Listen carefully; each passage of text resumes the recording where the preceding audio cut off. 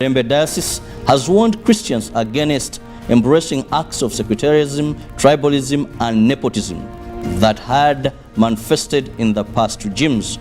Reverend Canon Kasauzi, while presiding over the main service at Mirembe Diocese, was dismayed over growing acts of nepotism, sectarianism, and said they are a trap to insecurity in the country and should never be tolerated.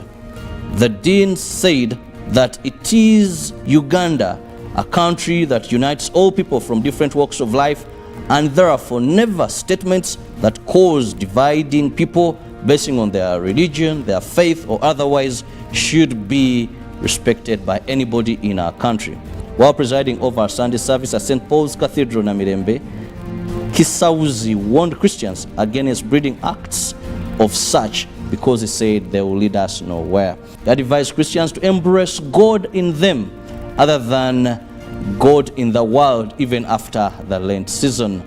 Canon Jonathan Kasuzi hailed the goodness displayed by the foreign Speaker of Parliament, Jacob Olanya, who had been contributing so much to the church. The body of the late Jacob Olanya is expected in the country anytime and will be laid to rest at his ancestral home in Omoro district.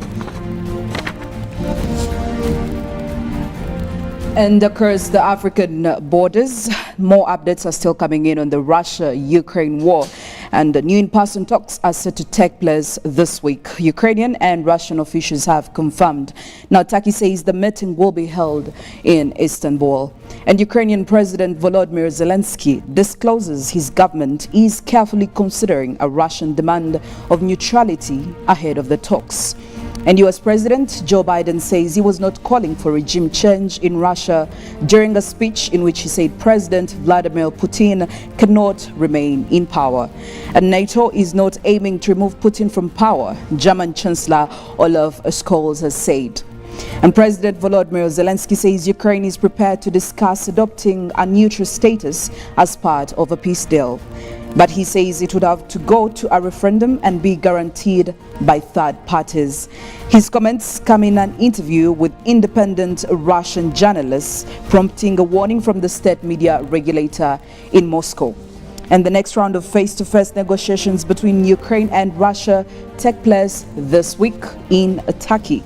And the head of Ukrainian military intelligence, Krylo Budanov, says Russia is trying to create North and South Korea in Ukraine.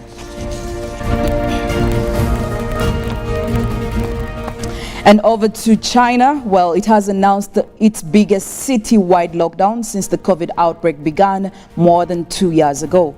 The city of Shanghai will be locked down in 2 stages over 9 days while authorities carry out COVID-19 testing. The important financial hub has battled a new wave of infections for nearly a month, although case numbers are not high by some international standards. Authorities had so far resisted locking down the city of some 25 million people to avoid establishing the economy. But after Shanghai recorded its highest daily number of cases on Saturday since the early days of the pandemic, authorities appear to have changed course. And the lockdown will happen in 2 stages, with the eastern side of the city under restriction from Monday until the 1st of April and the western side from the 1st to the 5th of April. Public transport will be suspended and farms and factories must hold operations or work remotely, according to authorities. And the city government published the instructions on its WeChat account, asking the public to support, understand, and cooperate with the city's epidemic prevention and control work. Other lockdowns during the pandemic have affected entire Chinese provinces, though people could often still travel within those regions. But Shanghai, due to its high population density, is the largest single city to be locked down to date.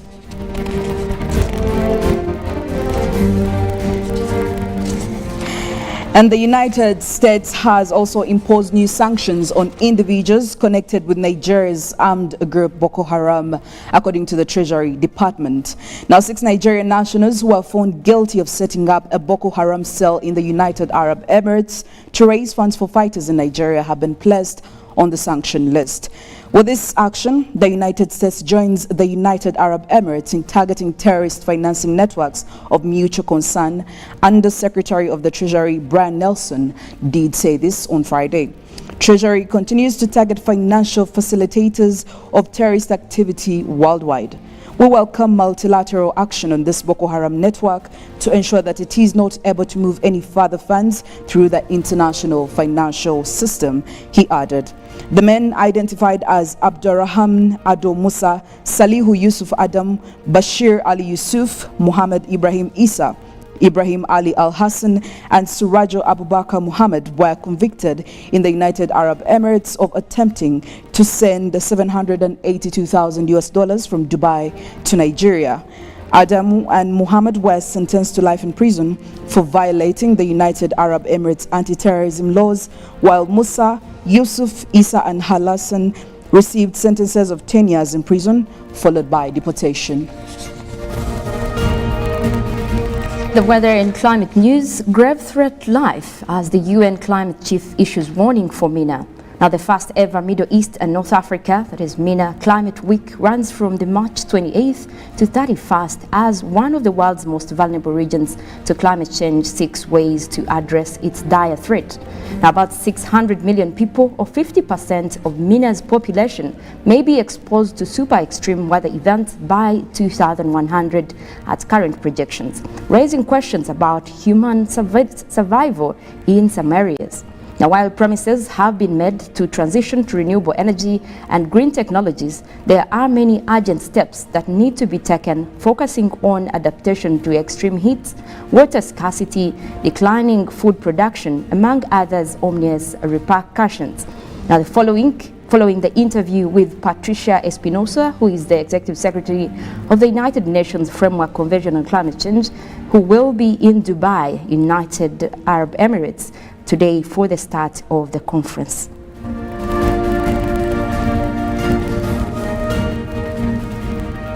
Well, like every morning, we do expect you to be part of the conversations, and especially in our poll question that I'll definitely be sharing with you just in a few seconds from now. But for now, again, like every single morning, Robert does have some good news to spread, and maybe somebody could use some of that on this Monday morning, Robert.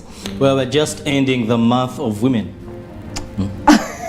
That is much, but well, that is a gender that loves so much being gifted, and if you're there, one of the gifts you can give, that is a carton of Hallelujah ginger tea or Hallelujah tamarind drink. So in case you've not been able to give a lady any gift in this month of women, then please look for this. Why? Because they'll help her fight off a number of diseases.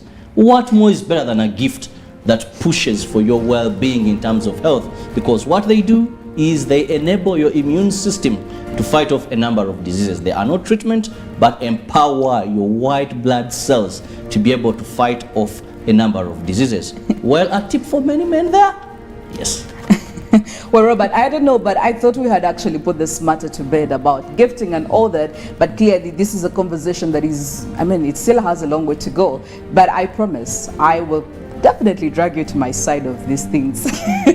I don't know what Mullen has to say about that, but we'll definitely... Once we are done with March, February had Valentine's, month of love, and most of the people who got were women. I don't know why, men, few got. Now we come to March, we had Women's Day, it is a women's month. Now here is coming April. Please lay low like an envelope. Guess what? Even when we're talking about April, we're talking about Easter. And guess who needs the gift? We still need the Easter gift. Are you Jesus? No, but we will give birth to Jesus. So you see where that kind of correlates. We still need those Easter gifts, for sure. Gender.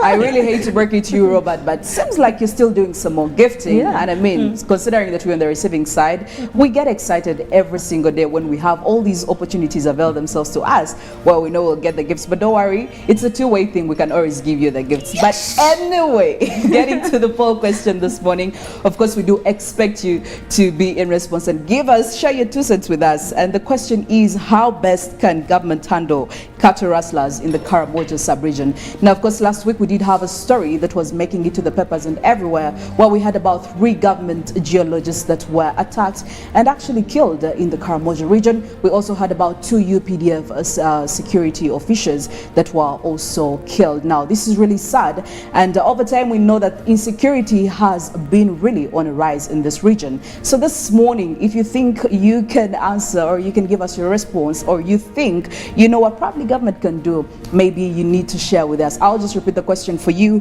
How best can government handle cattle rustlers in the Karamoja sub-region? Of course, it's the normal drill. You can send us your feedback on Twitter. The hashtag is UBCGMU, or you can send us a text message or even a WhatsApp message. The number is 0709 602 592 0709 602 592. Definitely, as Good Morning Uganda goes on, I'll be sharing some of the feedback with the rest of the world. But for now, it's a Monday, it's a new week. Definitely, we need some inspiration. How are we going to go through this week? What are your plans? How do you intend to make sure you execute them? And that is why we come in to just inspire you. We'll be giving you the inspiration song just in a few minutes from now. And when we get back, it will be the newsreel, Good Morning Uganda newsreel, but we'll still talk more about the topical discussion, and we'll be taking you to the roads just right before that. We'll also be taking you to the papers to see what's happening, what made the headlines,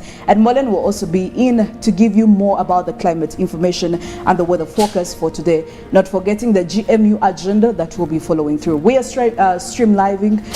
we are live streaming on UBC TV on YouTube, so make sure you do follow us and see what's happening, meaning you can carry us in your car, in your house, in your office, anywhere and everywhere, so that you can touch base with us about the information we're giving you this morning. Good Morning Uganda will return shortly after this break.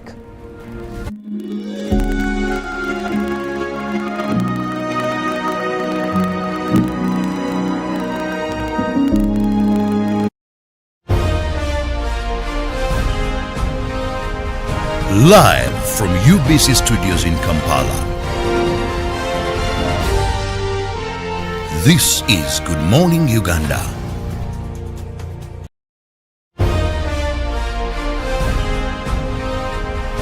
Live from UBC Studios in Kampala. This is Good Morning Uganda.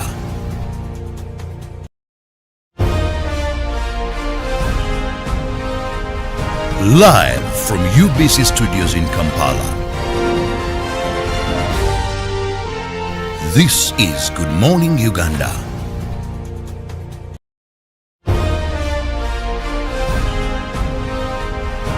Live from UBC Studios in Kampala.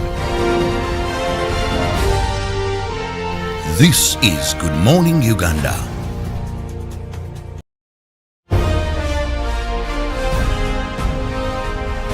Live from UBC Studios in Kampala. This is Good Morning Uganda.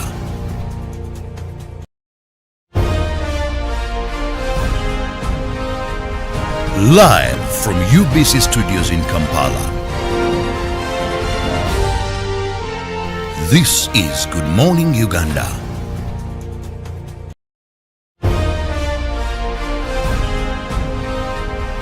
Live from UBC Studios in Kampala.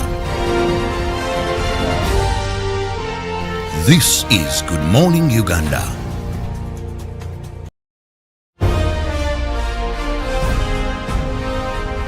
Live from UBC Studios in Kampala. This is Good Morning Uganda.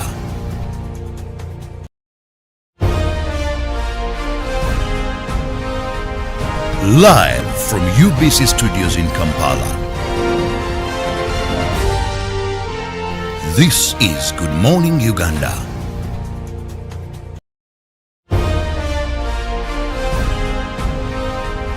Live from UBC Studios in Kampala. This is Good Morning Uganda.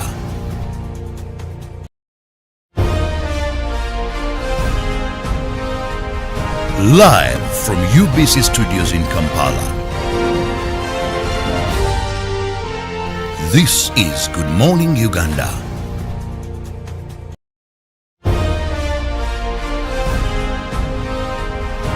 Live from UBC Studios in Kampala.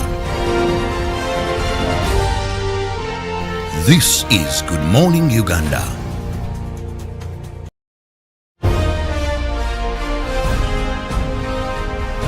Live from UBC Studios in Kampala. This is Good Morning Uganda.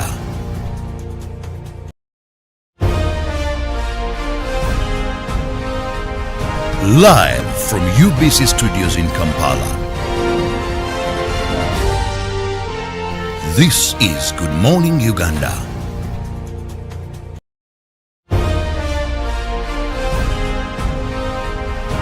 Live from UBC Studios in Kampala. This is Good Morning Uganda.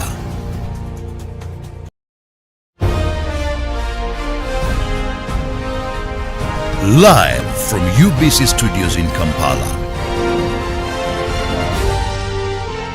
This is Good Morning Uganda.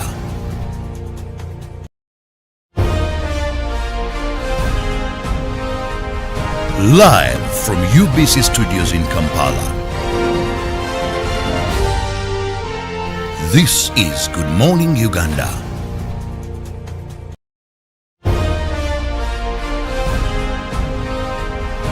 Live from UBC Studios in Kampala.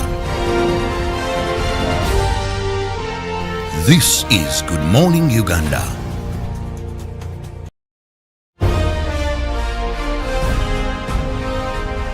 Live from UBC Studios in Kampala. This is Good Morning Uganda.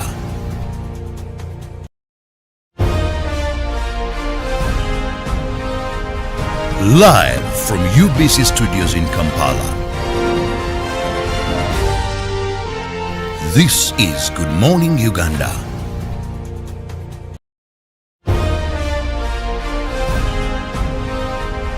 Live from UBC Studios in Kampala. This is Good Morning Uganda.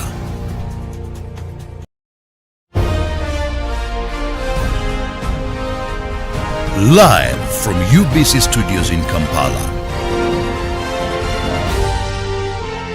This is Good Morning Uganda.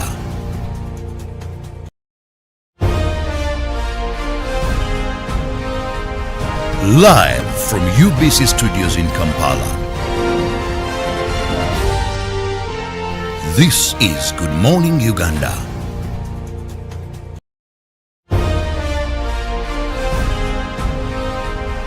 Live from UBC Studios in Kampala. This is Good Morning Uganda.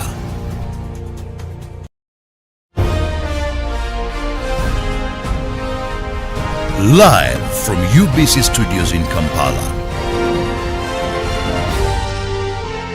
This is Good Morning Uganda.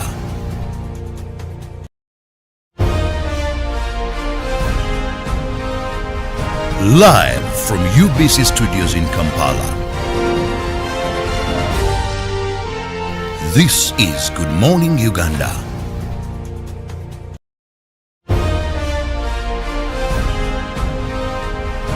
Live from UBC Studios in Kampala. This is Good Morning Uganda.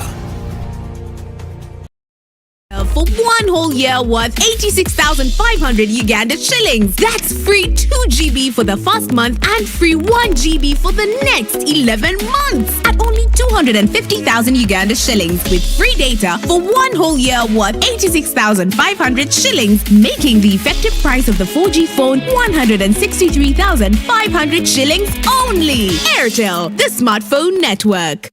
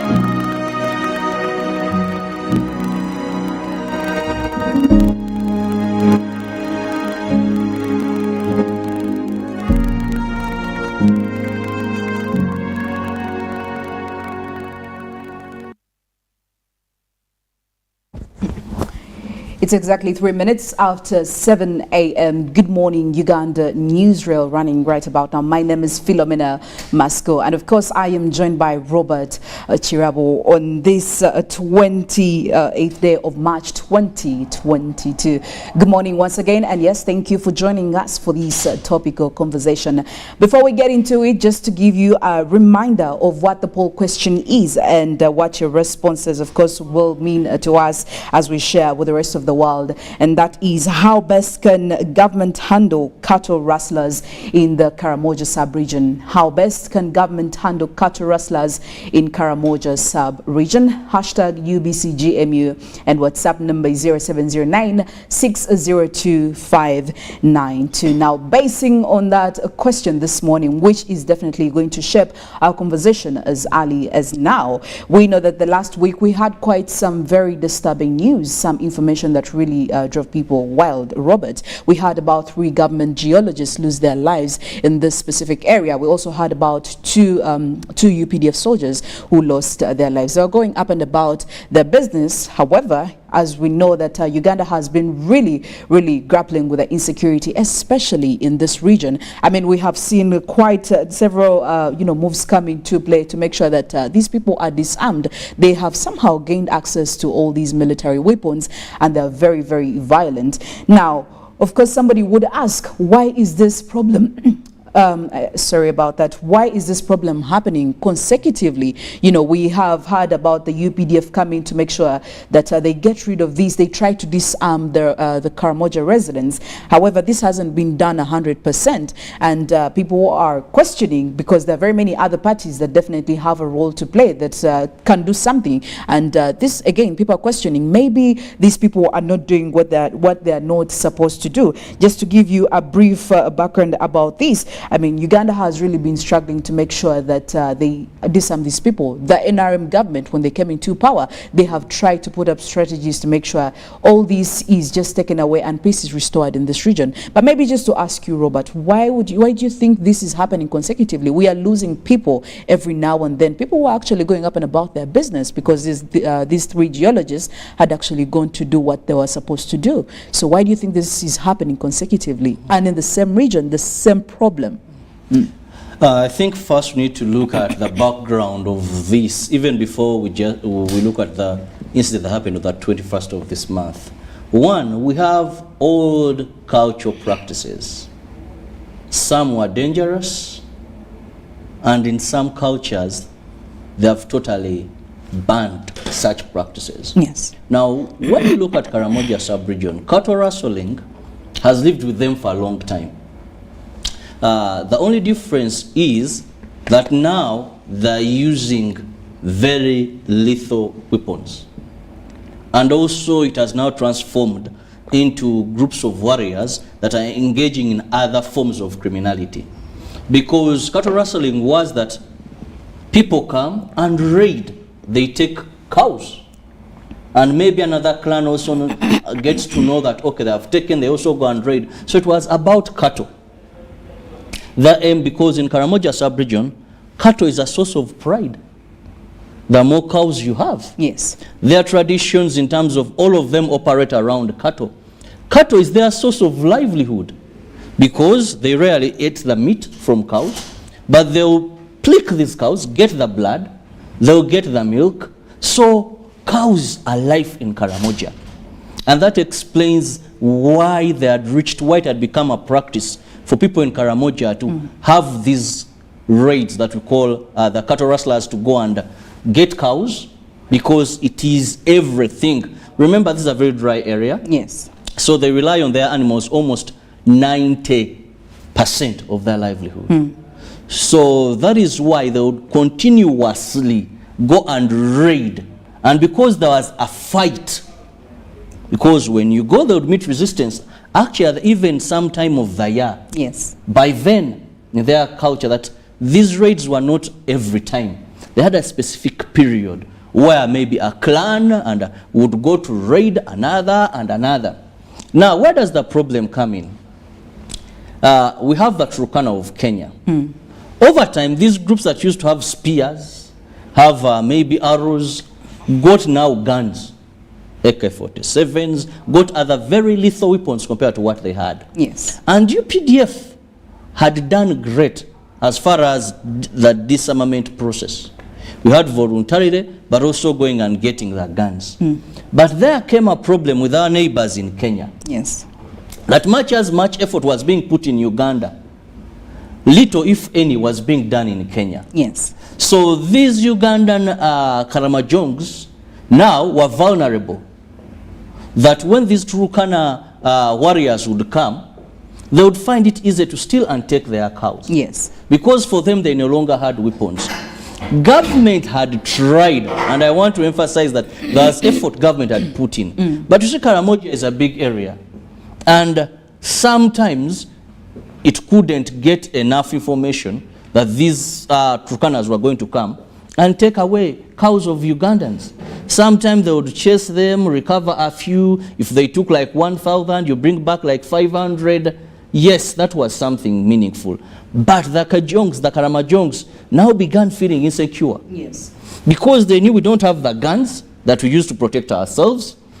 Much as government is doing much, the other government is not doing so much. So much as we had successfully around 2011 there onwards, successfully to a greater magnitude managed to disarm. And by the equatorial swelling had reduced. Because there was deployment, guns were removed from these people. But years that followed, the Turkana were coming and running off with their animals. Do you know what these people did? They took all efforts to have their guns again, to protect themselves. And many that had developed that willing heart to give the guns now came to understand that you can surrender the gun, but you may not have conclusive assurance that the army is going to protect your cows. Yes.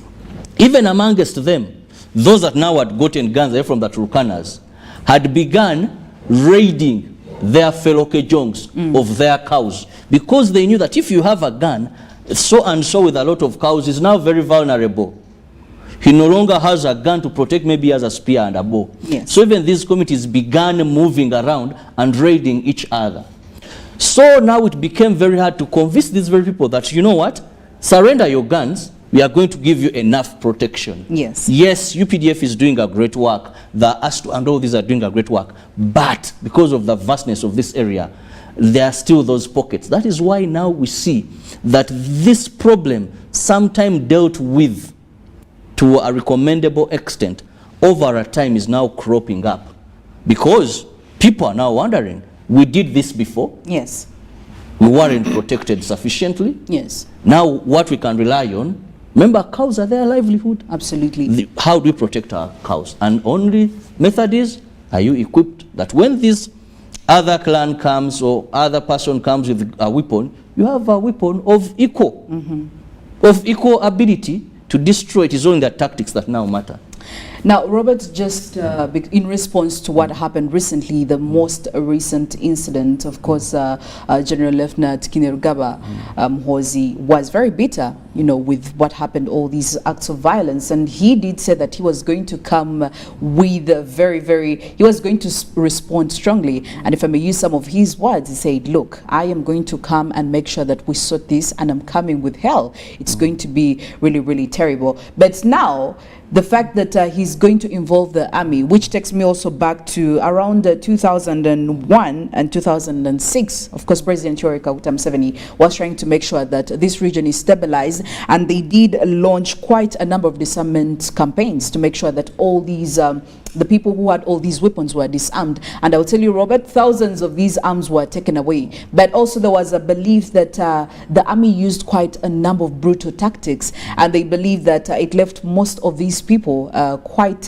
they did not go through some sort of rehabilitation, especially you know, the cattle rustlers that had the courtesy to return these you know, the animals. But now the question is that the general is actually planning to get the UPDF fully involved in this, because this has gone out of hand.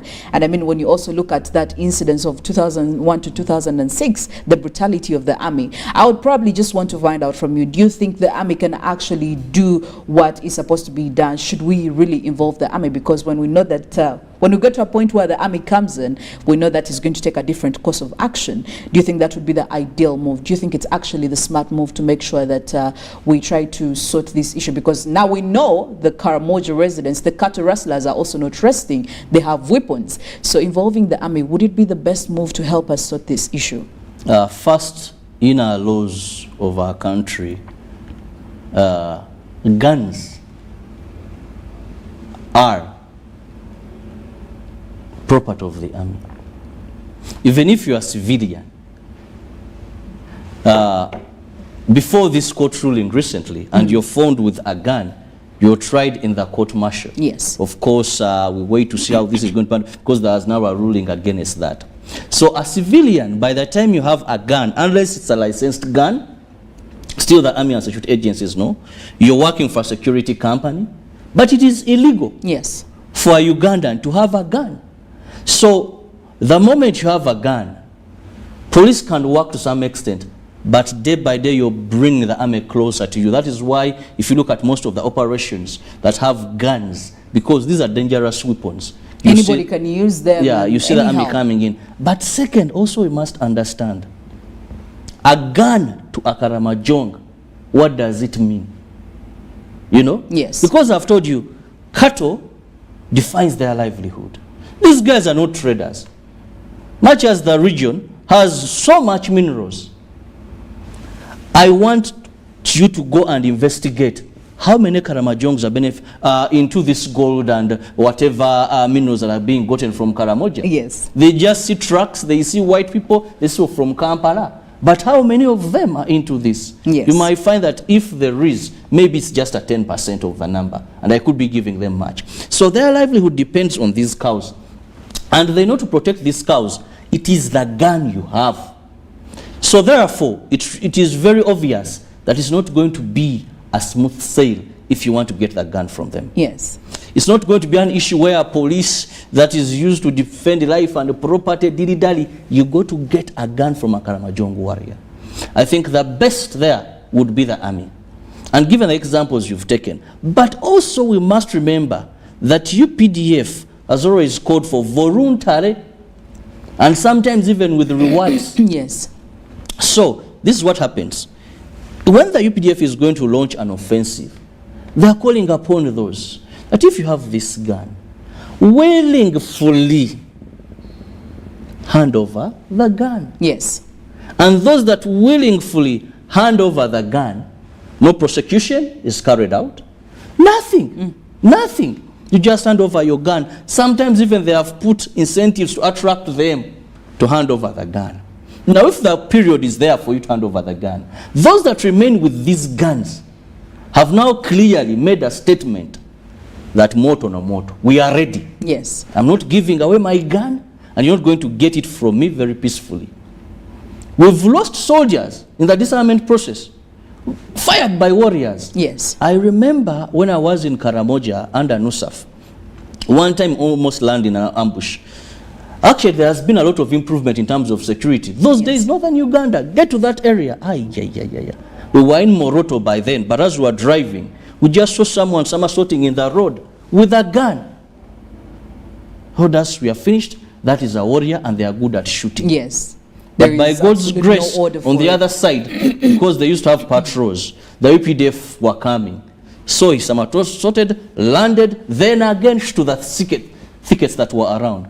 I thought that guy would have scattered bullets like nothing. So these are not easy people. Right from childhood, I want to tell you, a warrior, Karamojong warrior, yes, from the age of maybe 6, he's learning how to use a gun. Yes. A UPDF soldier, much as because most trained. of the people actually who, most of the, you know, the population that uses these guns and is violent, they're quite young people. And there are very many questions that linger around maybe government availing other economic opportunities just to make sure that they have a limited opportunities or platforms to actually think that fighting is the alternative. Like why can't government come up with other economic opportunities for them? Because as far as I know right now, the statistics, literacy is at about 25% in the Karamoja region, which now makes you question, what are these young boys doing? Because if only this percentage of people are in school, what is the rest doing? What is the rest of the other percentage doing? Isn't that why they are fully involved in all this cattle rustling? And we know that the cattle have quite a cultural attachment to them. It's a social factor for them. If I were to advise government, Yes. and if they are listening and watching, I wouldn't put more effort in disarming Karamajongs. I would put more effort in creating an environment where they are sure that without guns, their cows are protected. Yes. Because this is what is going to happen. You're going to invest so much. Disarmament of Karamajongs takes life, takes money, Yes. and other resources. Plus the insecurity it creates by them, much as creating security. There is a lot of insecurity. There is a lot of mistrust There's between a lot the two of that people. that happens. Even Yes. sometimes the image, because there are times when they will go to the extremes, because it is required. It is an equal force, you know, force by force. There could be casualties and all that. And maybe sometimes misinformation, wrong publicity. Yes. Because even if you remove guns from all Karamajongs, and you removed guns from all warriors, but they are not sure that their source of livelihood is protected, it will only just take a moment and the guns will be back. It will only just take a moment and this will have the guns again.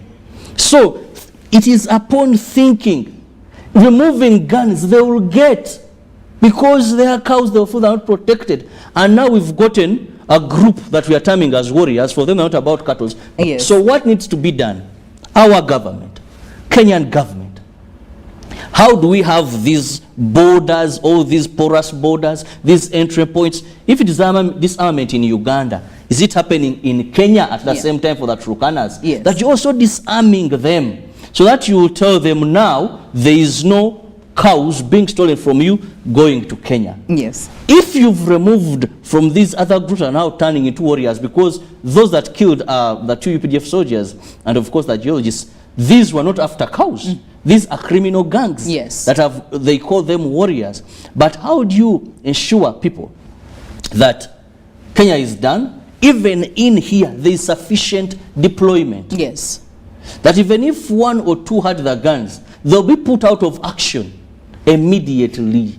So as long as there is no assurance of security, you're going to have this problem. They'll begin as rustlers looking for cows, then they will develop, you know, criminality. They will elevate. Yes. It They'll keeps elevate. progressing from And one who level knows to next? another. They may turn into even kind of a rebel group. Yes. So the issue is sort the first problem. Sort it, then carry out disarmament. Yes. First, sort the border issue. Sort that, carry out disarmament. After disarmament, deploy. We know we may not have so much of our soldiers, but deploy, make it a priority. Yes. That even, I will give you an example. When there were killings in Masaka, you remember, Yes. just after the elections, when it became so rampant, security focused in Masaka. They camped in Masaka. They made deployments in Masaka. I have a relative there, and he was saying that even if you just made an alarm at night, you would not see ordinary people come with pangas. Yes. You would see police. You would see guns. The on ground. So these boys that would come, cut, then cruise and take off, they knew you hack someone, you will not be met by a fellow villager with a stone. Yes. Or making an alarm. It will be a bullet. So how do you create that atmosphere? Yes. That even just thinking about such acts, you know, it is very risky.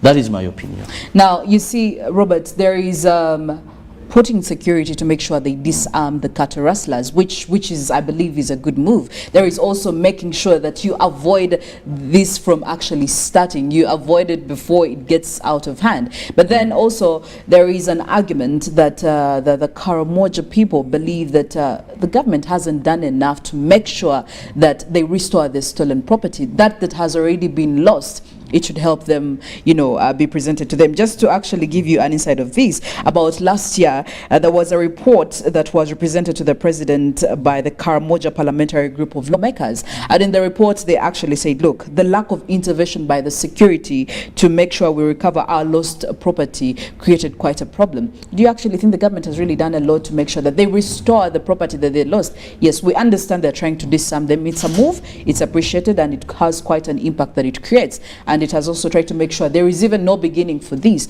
But how about restoring the lost property that has already gone? Because that was part of the report that was presented to His Excellency. Has government actually done quite enough to make sure all this lost property has been restored?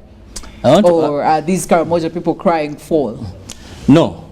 First, I want to ask these people, members of the Karamoja Parliamentary Forum, much as government is supposed to create security within these areas, what have you done as leaders to condemn, to fight cattle rustling? Because I'm from the Turukanas. These are people known in communities. These are your people. These are your You're people. representing them. Religious leaders in Karamoja, cultural leaders in Karamoja, politicians in Karamoja. Yes. How have you helped government? When we were there under Nusaf, they would even tell you, there is a home of a great rustler there. Some of these people, you know them.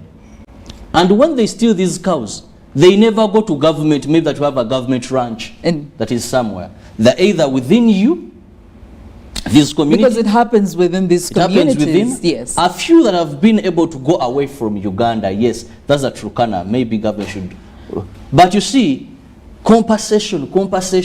I lost my cows, I had 100. We sympathize, we understand the pain. But I think we should take things to another level. Yes. Lamentation, complaining, let's see full engagement. When governments, for example, those that killed these people, they're your sons, they're your daughters. And one of the problems why cattle rustling continues to excel is when people keep quiet. Yes. It's like on a village. You have thieves that you know. When police comes, they hold a meeting and they give you sheets of paper. Write people you suspect. Like, I cannot, these are kids for the chairman. These are relatives. They'll continue to eat you. They'll still rob. They'll still do this. So the communities, if you're not volunteering willingly to give information, because you see, UPDF, police cannot work in isolation. Yes. They may not know that in this Manyata there are 10 guns. In the other Manyata there are 15 guns. So if you, the community, do not give that information, you know who have the guns, you know where they are, and you're not willing to work with government. But you're willing to demand government to protect, to pay for some of the missing animals that never come back. Yes. You're willing to tell government to sacrifice maybe sons from other regions to come and protect you because it's national service. I see that a bit not fair. There are politicians in these areas that have made some funny utterances, even during clan meetings, because of cheap popularity. Cheap popularity in politics. The son said, government has done nothing, so they're now going to take guns from you, who is going to protect you. You've been so much fighting against the successfulness of peace in this region. Yes. And of course, for politician, compensation will be easy to say. Government has not given, government has not done. But to you, what have you done? That's why I was happy yesterday when I had religious leaders, I had politicians from that area condemning. They came out and apologized. And realized this is wrong, it's criminal. Said, we are going to work together to end this. Because UPDF are even going to move in a trapped area. When locals know, where are you going? Okay. They know, because rustlers, apart from the Turukanas, what you have, these warriors, they're your sons, they're your daughters. Save yourself, because a thief is a thief. Yes. A rustler is a rustler. A criminal is a criminal. That even their own, they may not spare them. They may not be the very people to commit that offense, but within their group, they'll find someone to do that. Well, The poll question is still running indefinitely. We would love to hear from you some of your thoughts, and that is, how best can government handle cattle rustlers in the Karamoja sub-region? How best can government handle cattle rustlers in the Karamoja sub-region? Share your 2 cents with us. We'll be sharing your feedback with the rest of the world. For now, we're going to go into the papers, that is a press review, to see what made the headlines. That is in the Daily Monitor, the New Vision, and of course the Daily Nation. But before as we come to the conclusion of this, Robert, what do you think actually government can do, especially because right now what we see is that we need to create we need to come up with strategies to make sure there is trust between the Karamoja people and the government, for the Karamoja people to believe that government is there to help them, to make sure that, okay, yes, we want to restore your cattle, but we also want to make sure that peace is restored in this area, because insecurity has been quite on the rise in this area. So even the people who are not part of the problem are going to be affected in any way. So what would be the best way to make sure we bridge this gap between the people of Karamoja and the government? Because we know government is doing what it has to do to make sure that peace is there, the cattle rustling goes down, or it is stopped. But again, it's hard to get the trust from the Karamoja people, because at the end of the day, when there is no trust, definitely right there is the genesis of many problems. So what would be the ideal thing for government to do in this scenario? Create an environment where those that do not have the weapons, they're assured that their cows will be protected. Yes. That is number one. So that they know that I don't have to engage in cattle rustling. The few cows I have, over time they'll breed, I'll have these huge numbers, and no one will come to take away what I have. Second, there's so much efforts that have been done by government and so many programs. I talked about NUSAF, Northern Uganda Social Rehabilitation Program, that was giving cows, ox plows, was giving sheep, was giving goats, but issues of corruption. That people who are manning these, some of them weren't being honest. That even the little that would go to this area to fight poverty, to fight these issues, somehow people with long fingers, everyone is in it for themselves, would come and partake of these. So let's ensure that when government comes up with, because NUSAF 1, it was a hot thing in parliament, NUSAF 2, hot thing over corruption, over misallocation, abuse. Let's have all these initiatives well streamlined and fight corruption against them. Then we shall ensure finally handle the Kenya Turkana issue. We can only hope and pray that the peace and stability is restored in this region, or else we are losing quite a number of people. And of course, it's also very important to remember that we are still mourning the death of the late Honorable Jacob Olanya. And of course, details will be coming through, and we shall be bringing them to you live here on UBC TV concerning the arrangements until he's finally put to rest. For now, we go to the papers, and that is a press review to see what's making the headlines. Good morning, Uganda.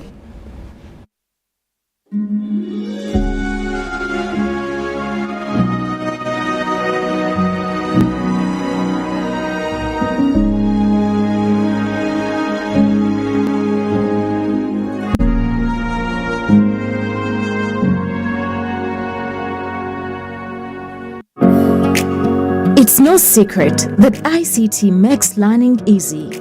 The strides made in our field could not be possible without it.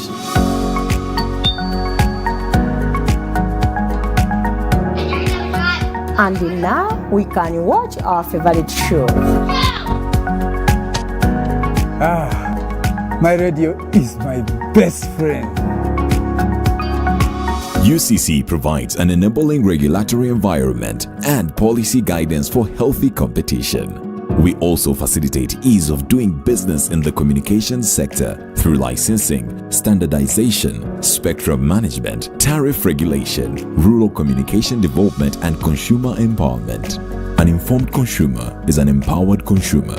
UCC supports local content and innovations. Driving the development of a robust communication sector in Uganda is Uganda Communications Commission. When COVID came, it felt like it destroyed everything my mom had built. She was ready to let go of her dreams. But when one door shuts, a window opens. She grabbed her last kamani and took a leap of faith. She refused to give up. So with a bit of daring and Grandma's secret recipe, her business was back. And not just bigger, beyond her wildest imagination. This is a story of a regular Ugandan just like you, who harnessed the power of technology to provide a solution for us. How about you tell us your story? UG needs more of you. To share your story, visit airtel.co.ug/UG needs more of you or call or SMS 162. Airtel, the smartphone network. This is how we play. Play with power. This is how we do it. How we put a team together. This is how we pass on greatness. Because with this team to inspire us, there's nothing we can't do. Go for goals and win! Buy a Pepsi glass bottle or Pepsi Max 330 ml. Check another crown and win soda, TVs, caps, t-shirts and cash. Redeem prizes at any Pepsi depot or truck countrywide. Terms and conditions apply. Pepsi, for the love of it.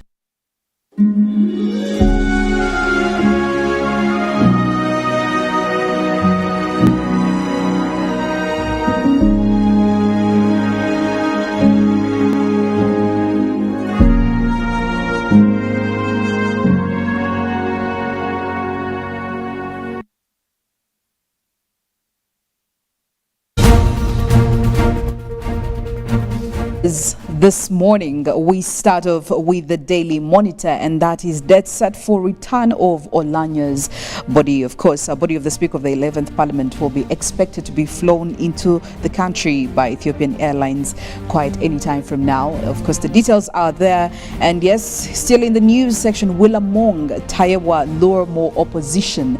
Big fish? That is a question that answers very many involved in this paper. And we also take up the big picture over there, and that is relief at last. A 3-decade wait for cattle compensation finally pays off. And over there, we see President Museveni presenting a dummy check to the claimants of the livestock that was lost during the 1980s.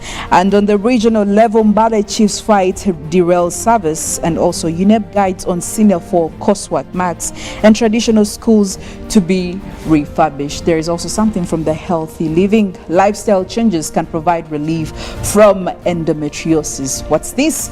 Grab yourself the Daily Monitor this morning.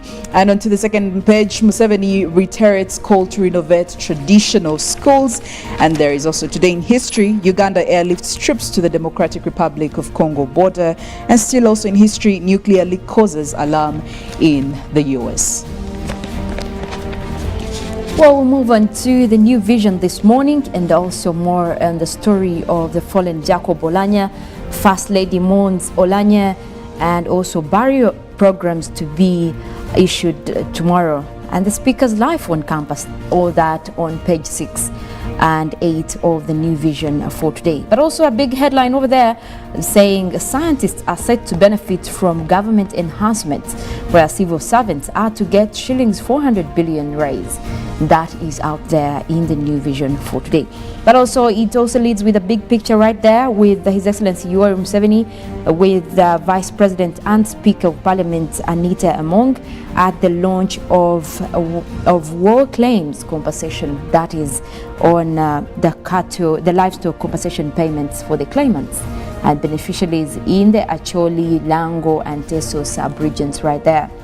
But also probe wants Office of the Government's Valuer also overhauled. Now the Land Probe team has recommended to overhaul of the Office of the Chief Government Valuer. Well, that's interesting right there, but you can get yourself a copy of the New Vision and get much more on that. As economy stable despite high prices, says the Bank of Uganda. Well, interesting to see that there is still more on talks of prices rising. But also in the New Vision for today, insurance opportunities for farmers to migrate and unforeseen risks. That is right there in the New Vision, that is on the page 2. But today in history, we also look at UPC KY agree on a candidate. That was right there on the 28th, 1962. That is for the month of March. But also more on government allocating shillings 400 billion for salary enhancement. That is for civil servants. Get yourself a copy of the New Vision and have more of those stories. And in the Monitor sports, we look at Uganda Revenue Authority leave Jogos in tricky dogfight. And if you love yourself some good boxing, well, over there, Ruthless Kamhewa knocks Ciriro out cold. And also taking a look at the Oilers clean up Victoria University, not forgetting the Impus Bush Warriors into a sport of, but definitely this is for those of you who love rugby. All this in the Daily Monitor this morning. Well, and also in the New Vision Sports, a tweak it a bit, and that is on the original plans of Ndeje University Sports Facility. Now there are engineers right there also examining on how, the project plan should go like, and that's an interesting twist right there. But also the repairs are set to take 27.2 billion.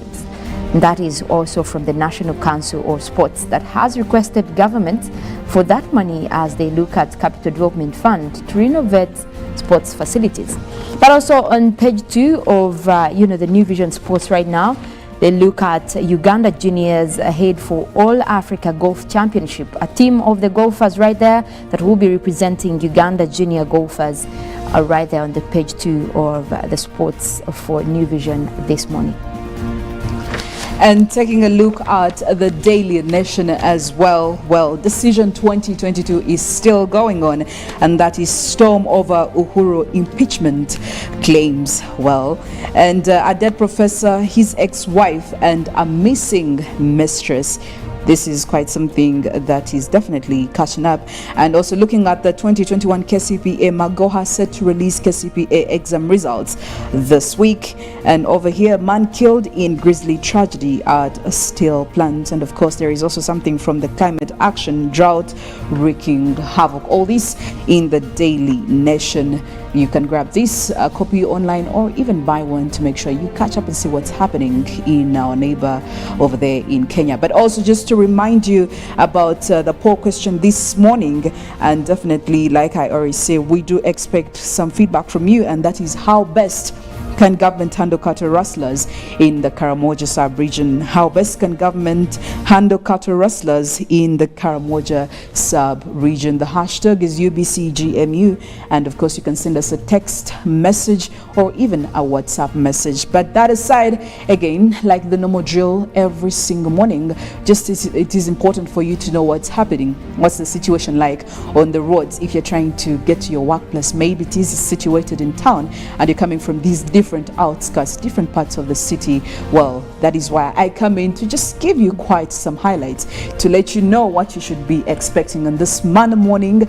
The concentration is going to be on the Makindi division, and of course we'll be looking at some parts of Nakawa division, and we'll be looking at areas of Namuongo, we'll be looking at areas of Bugolobi, looking at areas of Mbuya, and also Chinawataka and Nakawa. Now, this morning, I will say yes, it is a Monday morning, definitely. Traffic is expected in most of these areas. And the traffic, by the way, it starts as early as 5, if you never knew, especially in most of these specific areas. Now, Nakawa, if you're using Chinawataka Road, which is always a shortcut, as opposed if you're coming from Chirika and you're trying to join the city center, Chinawataka is always a route that you could definitely use. However, I will say that this morning, it's not really something that you should worry about. The green stretches are quite very dominant over here, meaning that right about now it would be a good idea for you to use this road to access Nakawa, which is closer to accessing Lugogo, and eventually you get into the city center. However, if you're coming from the more areas, that deep areas of this place, I'm talking about Mbuya, I'm talking about Chireka, I'm talking about all these other spaces, I will tell you that the red is very, very dominant, and the spots are actually quite many on some of these roads, meaning that yes, as you move on to some of these roads, definitely there is some traffic that you should be expecting. For example, look at this Chwatu road. The red stretch is over here, and it's not just the red stretch, but also some orange spots.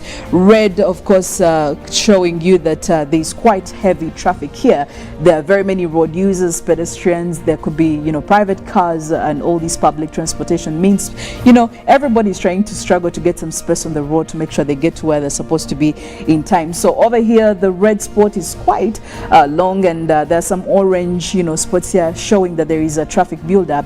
Could be starting, it could be trying to fade out, but it is there. It is something that you need to expect. Now, of course, this Chwatu road connects you to the new Port Bell road. Now, the new Port Bell road over here, the green stretch is over there. However, you need to expect some traffic buildups as you go on, as clearly shown over here. Now, this definitely will join you to Bugolobi. Bugolobi is quite a busy town, and definitely you'd be trying to expect some traffic there. And considering that very many people use this road to make sure they access the city center. Now, Bugolobi, we get to this Spring Road. Spring Road again is quite a busy one every single morning, but especially on a Monday morning, and it's clearly very, very demarcated over here. As you can see, the red stretch, and I will tell you that when it progresses from red, it actually progresses to maroon, which is clearly shown by the spot. Now, this is, I would actually say this is a danger zone, because it's very intense right from red to maroon.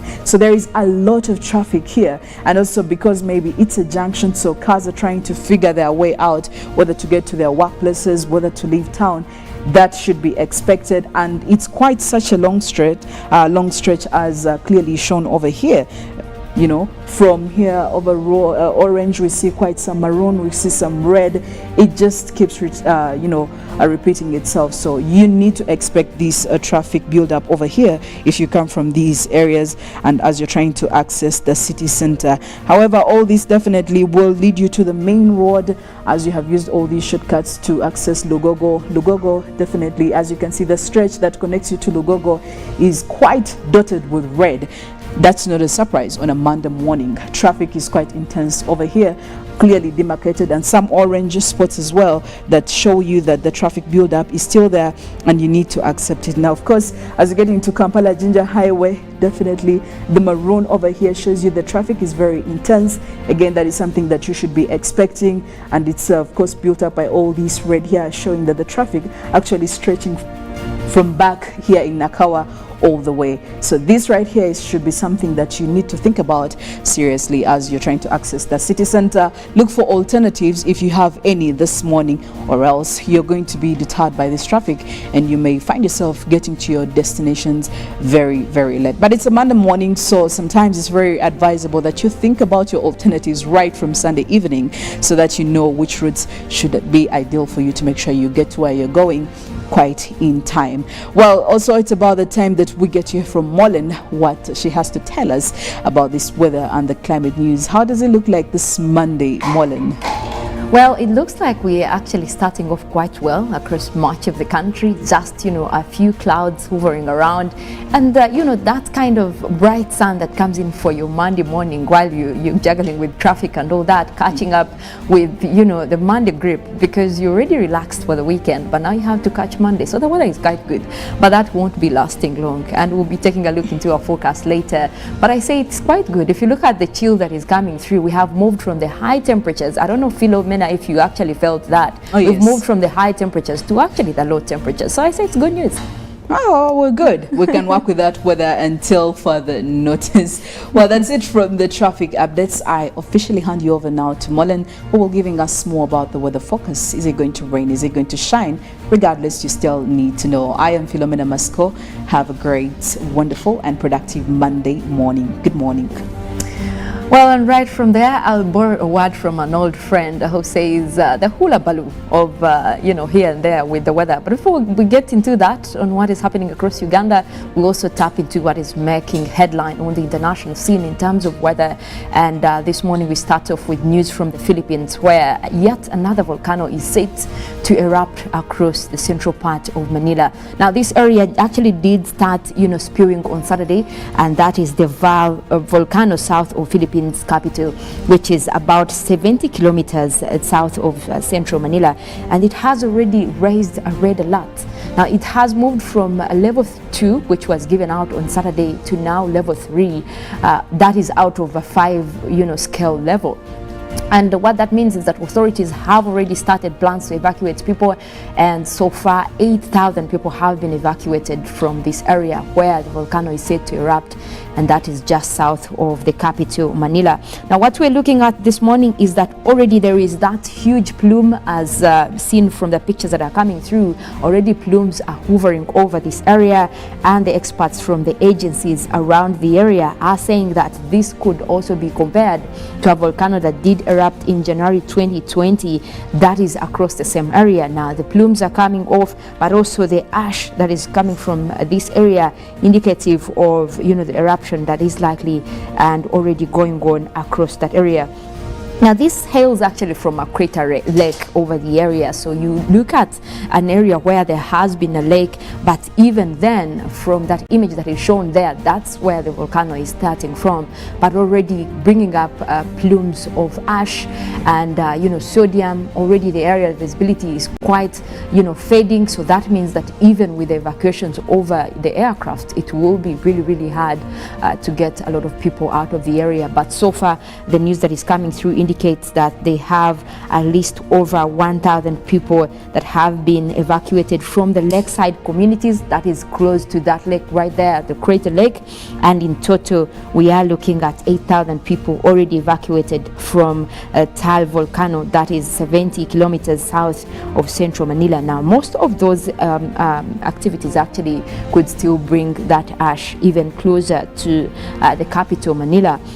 But the good thing is that authorities are already on board with this, and they're looking into how to actually make more evacuations in the area to make sure that everyone is safe. Because when you're looking at such a volcanic eruption that has been, in time, there was already one in 2020, that is in January, that even got to a larger extent to a level of 5. But now we're at level 3 for this one, and that means that they could be looking at, possibility of it rising to level 5. So which is why they actually took an early warning to give an alert to the local communities to be evacuated from the area and look at much more what can be done by local authorities. But also in other news, we still have a wildfire that is near Boulder, Colorado, that is in the US, that is also creating havoc around the area and also has prompted a red alert for evacuations in the area. Now, this also started Saturday evening, but still ongoing. So far, nearly 20,000 people have been affected by this, and evacuation areas include 19,000 people and 8,000 homes. That is from the emergency center, saying that those have been actually evacuated. Now, the fire broke out on Saturday, that is in Colorado, but that also was covering 123 acres by Saturday, which means this fire was really to a larger extent and was fueled mostly by the wind patterns across the area. Now, this is also said to be one of the areas that they continue to battle with wildfires in the face of what is happening across the world with rising temperatures, heat waves, those strong winds that are all related to the changing climate. Now, you look at variations of where you've had certain areas that have been dealing with wildfires annually, but each year it just increases on the coverage and also the strength and damage. So this is where we also relate to the fact that there has been a little bit of relaxation when it comes to tackling the issues of climate action and looking into better ways of handling our commitments towards some of this, because we will continue to see these disasters happening, and each year if you're looking at a rising trend. that means we'll have more outbreaks with wildfires. And Colorado has been one of those areas in the US that, annually they do expect, some of these wildfires as the heat waves move through. But this is not normal to also have heat waves each year. Now, we are talking about what is alerting right now is the frequency of how this is happening, because it is looking at, covering more area and also bringing more damage, which is where we continue to urge, most of these commitments that are done in terms of climate action to actually be seen through. And it's interesting that the US has been at the forefront of, making commitments towards climate action. We did see the Biden administration coming through to say they will be giving, over $14 billion US towards developing countries to, fight climate change, but also on their end, to have that transition from, fossil fuels to renewable energy. But guess what?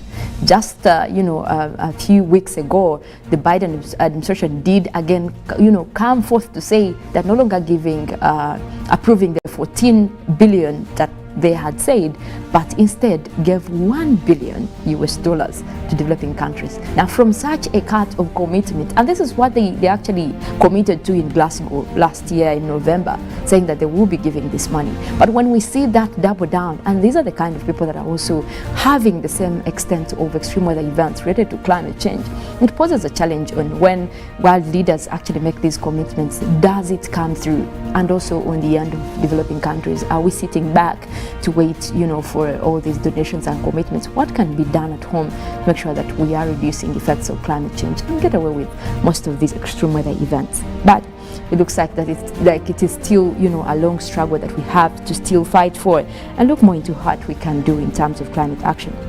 But away from that, we also want to take a look into the weather that is happening across the country for this morning, and that is tapping in from our satellites over UMITSAT, Uganda, and that is looking into what is happening for this morning. Now, we do have that rain system in deep red colors right there, black to yellow and blue. That is the rain system right there that is starting off from Lake Victoria, and that will be moving its way towards, most especially looking at the western side of Lake Victoria, and that is where we have parts of Masaka, we have Zimbabwe right there, and we'll also be looking into more areas where this could cover. But for now, it looks like most areas within the country are looking into mostly intervals of sunny and cloudy conditions. We will be tracking that system to see where that is headed, but most likely that will be bringing us rains, especially to the central parts of Lake Victoria, western Uganda as well. That could be moving in towards parts of midwestern Uganda, but it looks like the rest of the country will be dealing with mostly in terms of sunny and cloudy conditions. We'll also go ahead and take a look into the forecast for this morning. That is coming in from the Uganda National Meteorological Authority, and look into the weather that is expected for this morning, but also how we're faring in terms of temperatures for this morning. The forecast is actually indicating that we do have temperatures going down across most areas. We're starting off with the western parts of Lake Victoria, where we have Masaka, Kalisuzo, we have Zimbabwe right there, Rakai. We are forecasting isolated showers. Those will be coming in, starting off with a cool 23 degrees centigrade, quite some cool weather for this morning, but also associated with those rains that are forecast over there. Well, we'll look at southwestern part of the country, where we have Mbarara, Ibanda, Bushenyi and Ribirizi. We are forecasting isolated rains. Those are also starting off with a cool 22 degrees centigrade, quite some cool weather over there. We do expect that rainy system to continue into the afternoon, where we'll also be having mostly those scattered showers over several places, that is across southwestern Uganda. But looking at the Mount Elgon Highlands, where we have Mbale, Bududa, Buko and Sironko, we are forecasting isolated rains as well. Those will be across a few areas within the region, but also starting off with a cool 22 degrees centigrade. The eastern side of Lake Victoria Basin, we have Tororo, Busia, Iganga and Jinja. We're forecasting scattered showers, and also those will be starting off at a cool 24 degrees centigrade. Looks like that system might be clearing though later as we head towards the afternoon.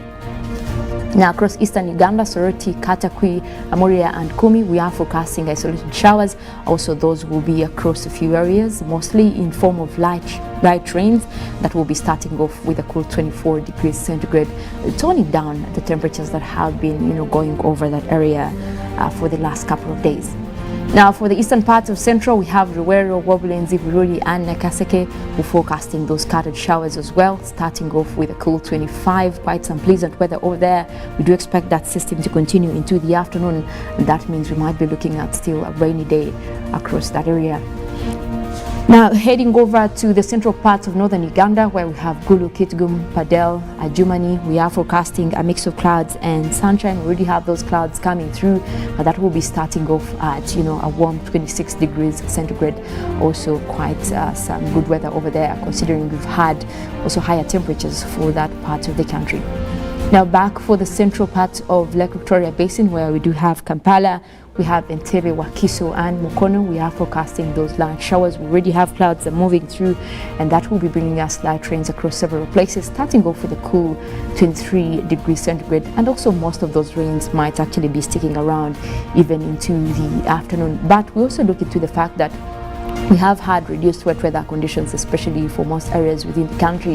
That has been mostly attributed to some of these pressure systems that are developing over the Indian Ocean. But now we are starting to see some of those, die off, and that is what is bringing us more rains in the forecast. Even as we looked at this morning, that means that, this week is looking good in terms of a pickup in wet weather activities, especially when we see that parts of, northern Uganda and eastern Uganda are trying, to pick up in terms of wet weather activities. So I say it's looking good, and it looks like we still have that, cold weather still across parts of northern Uganda, but elsewhere in the country we've had, slight reduction when it comes to the numbers right there. We're looking at the mid-20s and, the lower 20s. That means that we've moved from the 30s that we've been looking at, even for the mornings. So I say the season is picking up right well, and it's promising that the rains are still there. But we can't take out the fact that these seasons have really been varying compared to the rains that we've been having in the past.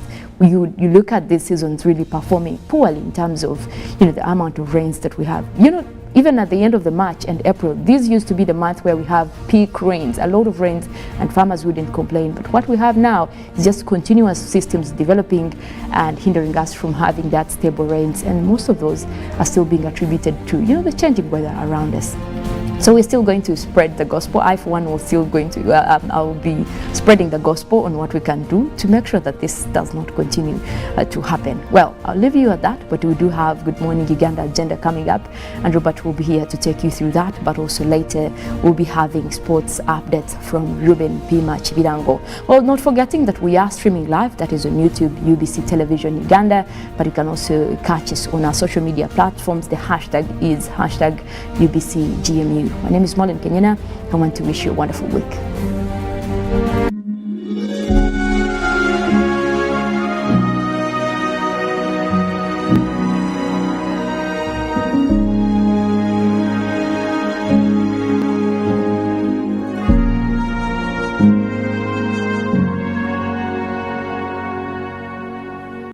COVID-19 is still here with us. As Professor Maggie Chigozi states, the time is now for all of us to get vaccinated. When we have one person who's not vaccinated, it affects everybody around them, most especially the ones close to you. Keep your family safe. Anyone right now who's over 18 should go and get vaccinated. Because of the new COVID-19 circulating variants like Omicron, it is very important for all of us to be fully vaccinated with 2 doses of the same vaccine type. It's only those getting Johnson & Johnson who receive only a single dose to be fully protected. Even after vaccination, continue to adhere to all SOPs by wearing a mask properly, covering your mouth and nose, washing your hands regularly with soap and clean water, or using an alcohol-based sanitizer, maintaining physical distance of at least 2 meters from others, and avoiding crowds. Echa COVID-19, chija kugwa. This message is from the Ministry of Health with support from UNICEF and partners. Pick of the day on UBC, brought to you by Tulantende ku program obulamu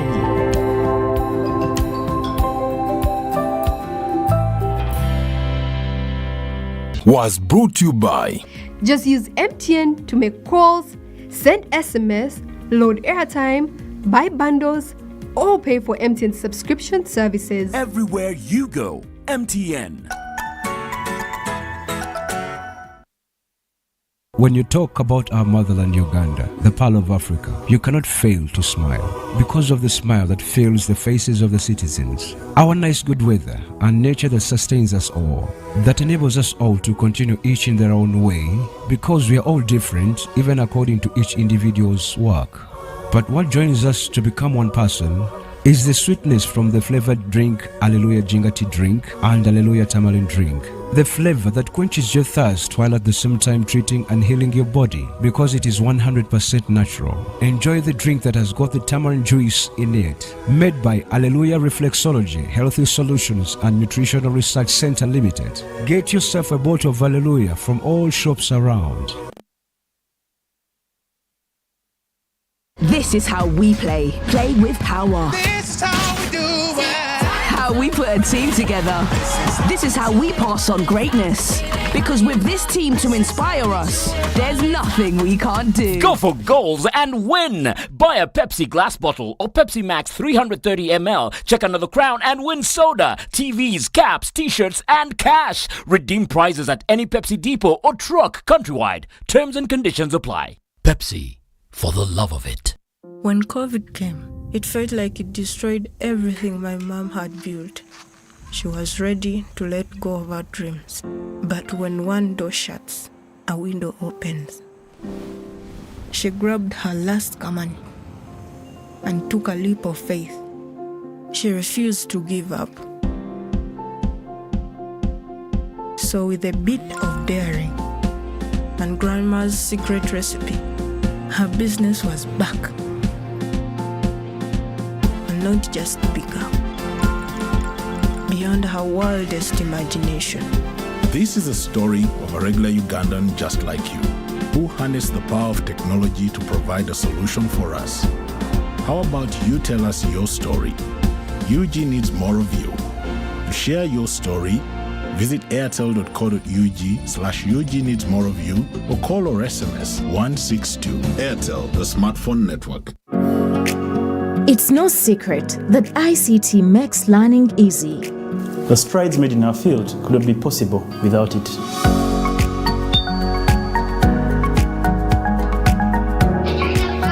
And now we can watch our favorite shows. My radio is my best friend. UCC provides an enabling regulatory environment and policy guidance for healthy competition. We also facilitate ease of doing business in the communications sector through licensing, standardization, spectrum management, tariff regulation, rural communication development, and consumer empowerment. An informed consumer is an empowered consumer. UCC supports local content and innovations. Driving the development of a robust communication sector in Uganda is Uganda Communications Commission.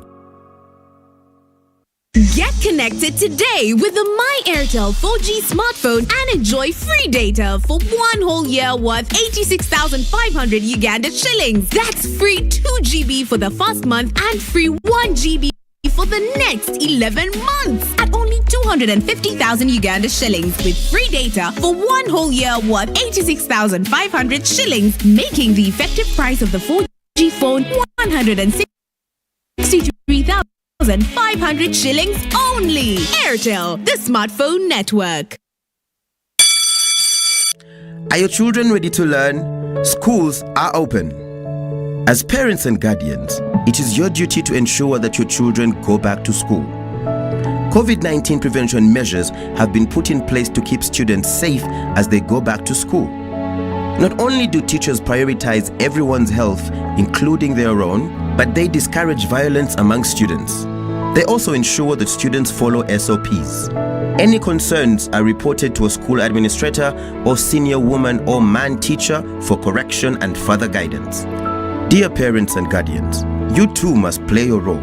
Ensure your children always maintain a 2-meter distance from others, avoid crowded places, regularly wash their hands with soap and water, and wear a washed and clean face mask that covers their mouths and noses.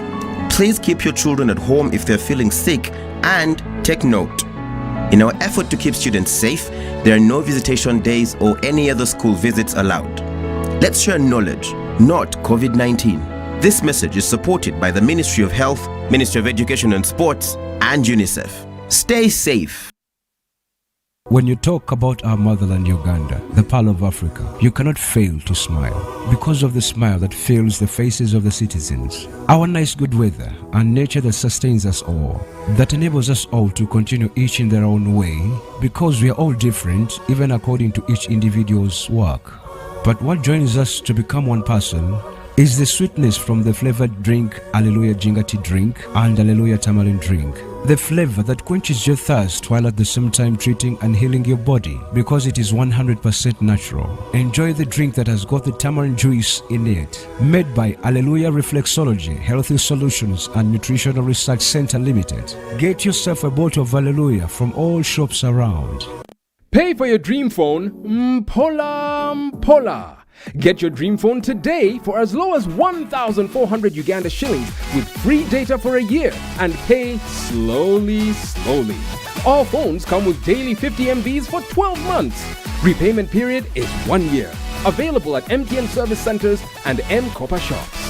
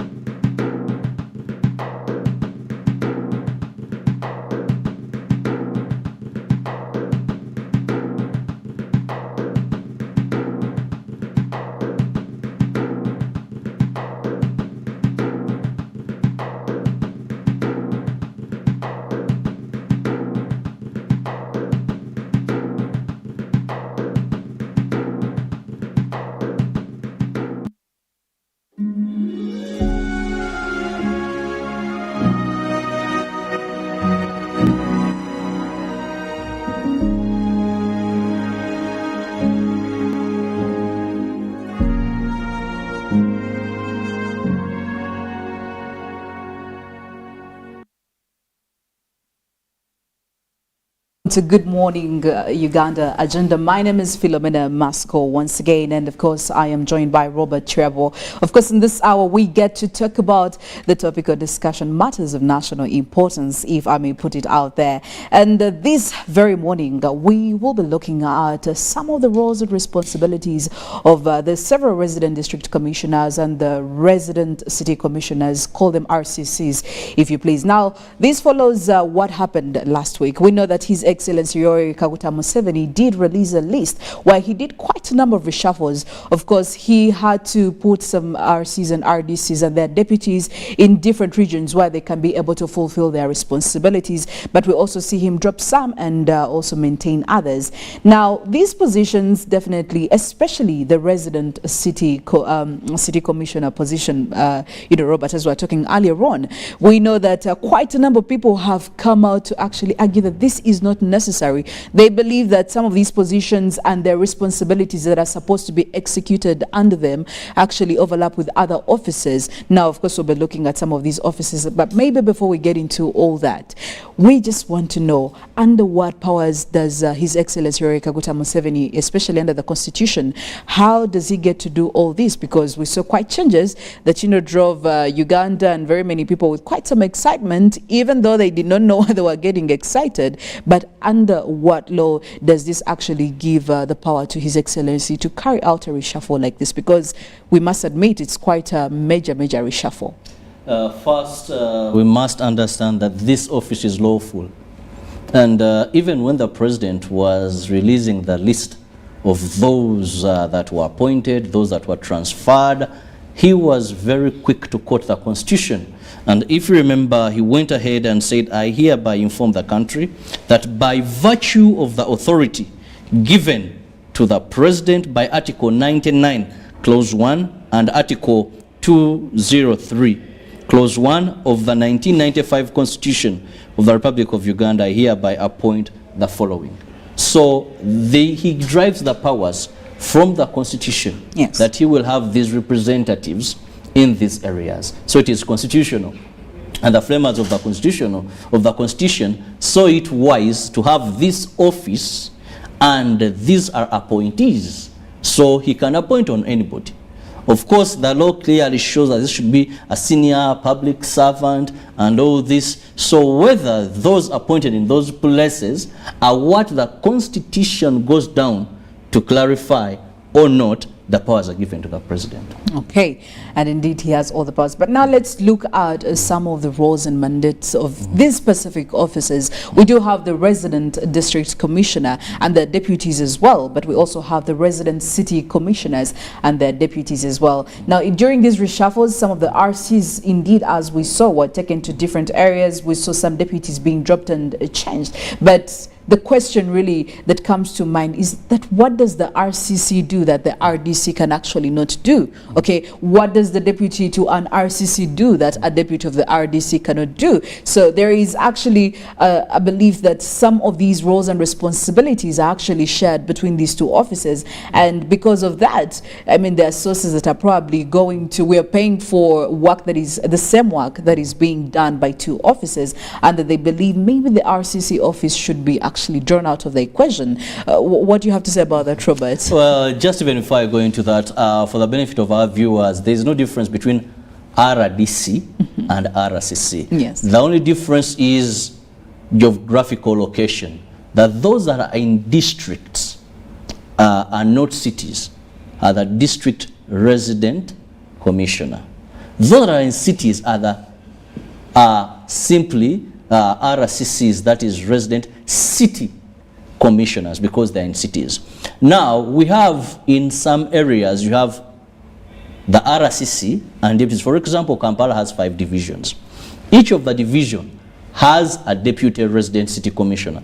Then at the top sits the resident city commissioner. The other ones are deputies. For example, we had Hussein, who sits in Kampala and oversees the work of his colleagues in these other 5 divisions. For Kampala alone, you have the RCC, then the other 5 deputies. Yes, one would ask, what do these do? First, we must understand these are representatives of the president in that particular area. But under the Local Government Act 1997 and under the Constitution, there are specific roles that they're supposed to do. And this is to act as the chairperson of the District Security Committee. So he heads that committee that has the DISO, PISO, has the representative of GISO, even right from the chairperson of the village. All those fall under the RDC or RCC. If it is a division, he will head that committee. Much India, he heads the security committee. Lubaga, he does so. So that is one of the roles. That is why issues of security, the RDC should be in the know, should give guidance, should be a person who is experienced, therefore, and has knowledge on issues of security. Because you're not going to head a security committee why you don't understand things of security. The dynamics of security. The dynamics of security. You come to antagonize instead of building. Then the other role that they're supposed to do to carry out such other functions as may be assigned by the president or prescribed by parliament, by law. So other duties can be given to them. Recently, we saw His Excellency saying these illegal land evictions, he's going to take on members of the District Security Committee. Who heads this? The RDC. That is why we've seen a lot of land issues under their office as designated by His Excellency, that they handle issues requiring land. When you continue, in addition, Article 71 of the Local Government Act 1997 depicts functions of resident city commissioners. One, represent the president, and not only the president, government services in the district. That it is this RDC to look at government programs. Because he's not a politician, that he was elected by power of a vote, that maybe he would fear. You know, politics has brought problems in this country. That even where someone sees that this is a crime, I must act, for fear of votes they may shun away. The RDC is appointed by the president. So issues, he will not influence him because we shall vote you out of office. No, it is the appointing authority. Second, an RDC must be knowledgeable. That is why there is looked at even a senior civil servant, that he knows how government programs work. He understands, he can follow bills of quantities and all those. He can read, he can interpret, he can analyze, he can guide. Also, we look at coordinate government services in the district.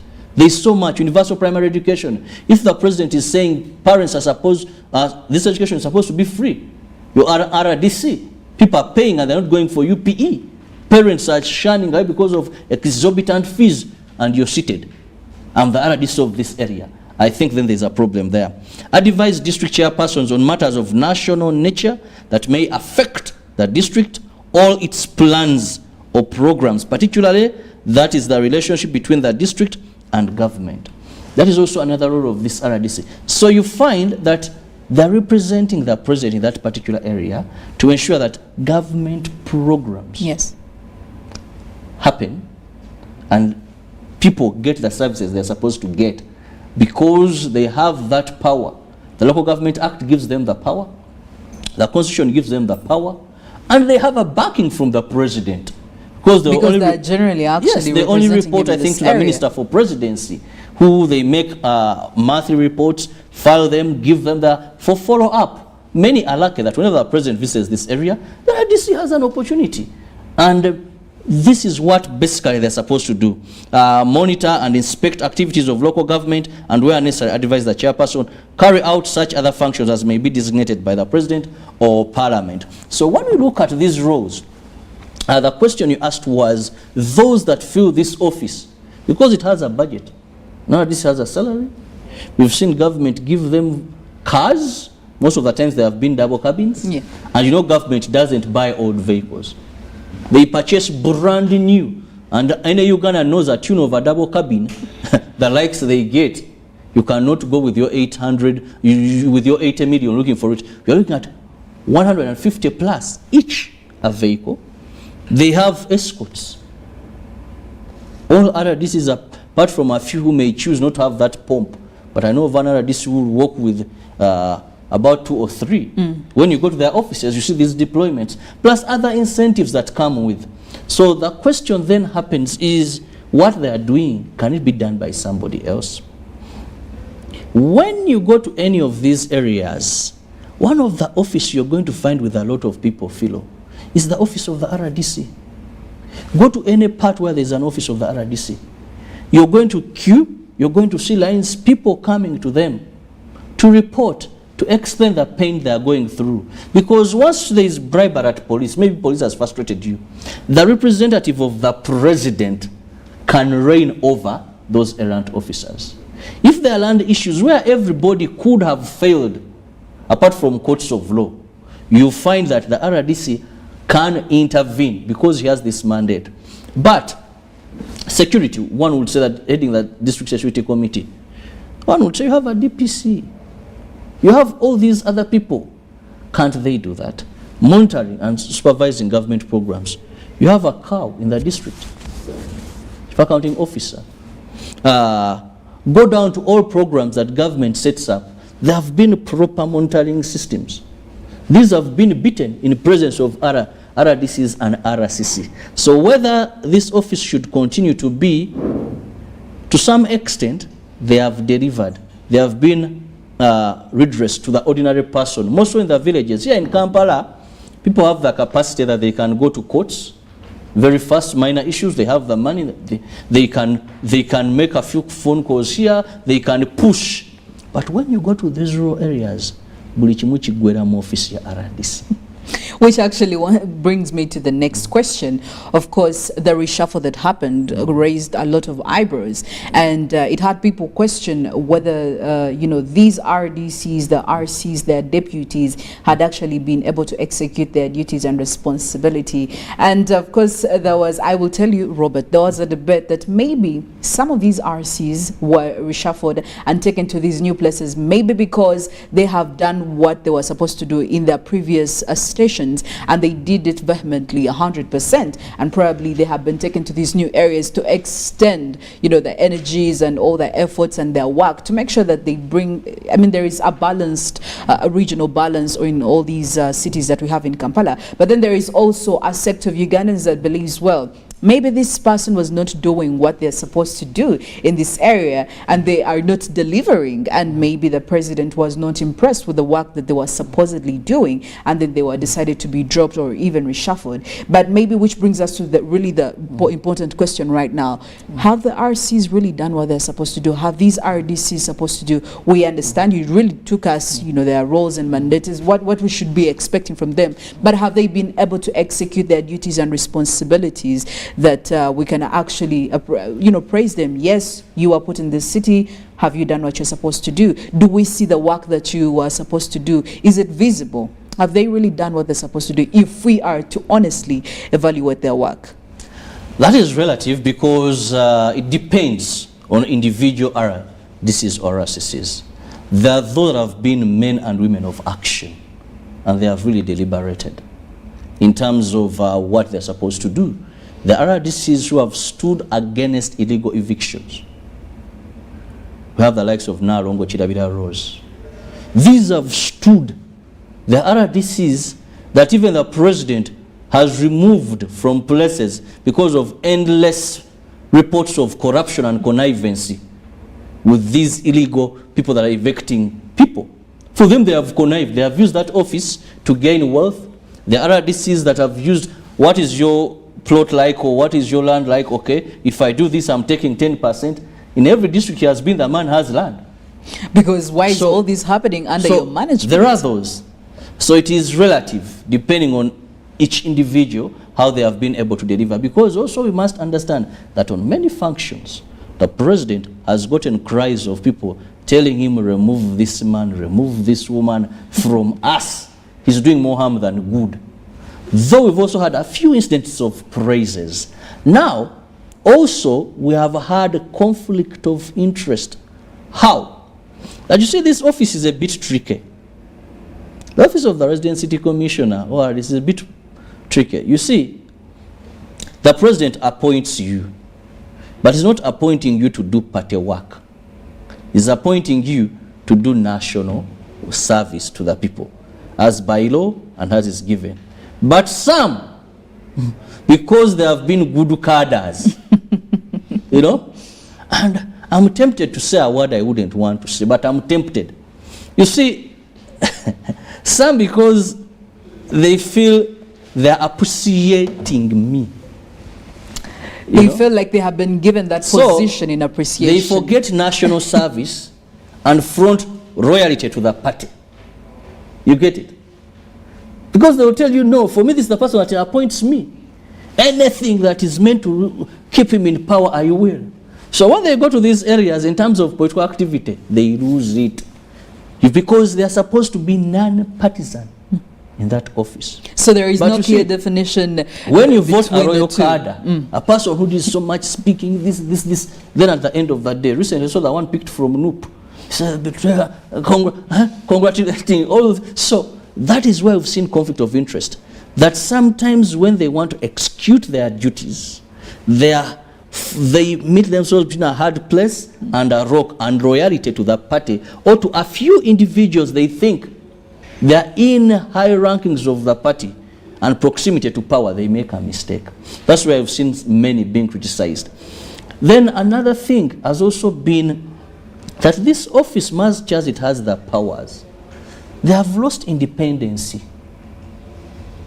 They have lost independence. That many RDCs, by virtue of somehow they get to these positions, maybe how their names get to His Excellency, or maybe they have those that influence people. I don't have evidence of that. But how they get, because someone will tell you, I want to be an RDC. Who will push me? Who will push me my name to get on that list? So they have lost independence, that where an RDC would be impartial in making a judgment, you find them compromised. They will tell you, how can I, an RDC, go in a land case that has so and so? Mo Catherine Mamgemere, Justice, once told us, it was on media, she said, we want to find out the name behind the names. And sometimes when you go to find out the name behind the names, it is hot charcoal. You can't touch. You can't touch. So much as we look at the office of the RDC, how are they evicting these people? Office of the RDC, but there is this and they're not functioning. Man, there is that problem that this office, very few RDCs and RCCs I know that can stand up to the task and be thorough, independent. So that is why I told that it is relative if they have performed or not performed, given those obstacles. Then also finally, knowledge. Knowledge. I've challenged a number of them. You go to the office, tell them, but let's bring the law. What does it say? Yes. Okay. Knowledge. Because I want to tell you, some of our brothers and sisters in these positions of RDCs, they are there by the grace of God, not by ability. Are you trying to say that they actually don't have the full capacity, to do what they're supposed to be doing, what is expected of them? No, you see, Philo, what creates confidence in a person is knowing that you're the right candidate to be in this position. I believe, I cherish the grace of God. There's where the grace of God gets you to a position, and you know it is the grace of God.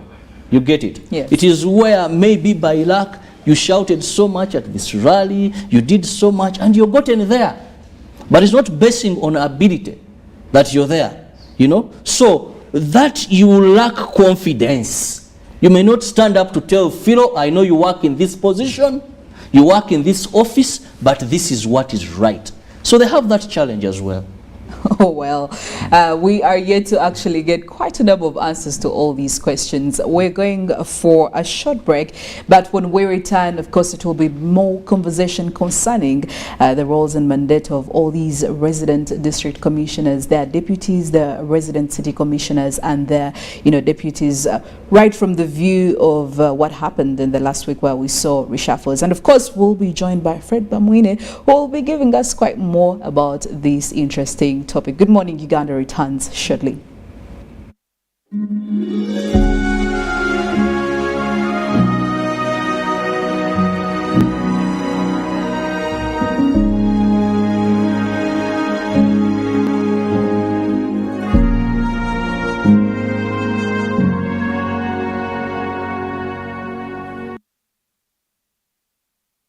Pay for your dream phone, Mpola.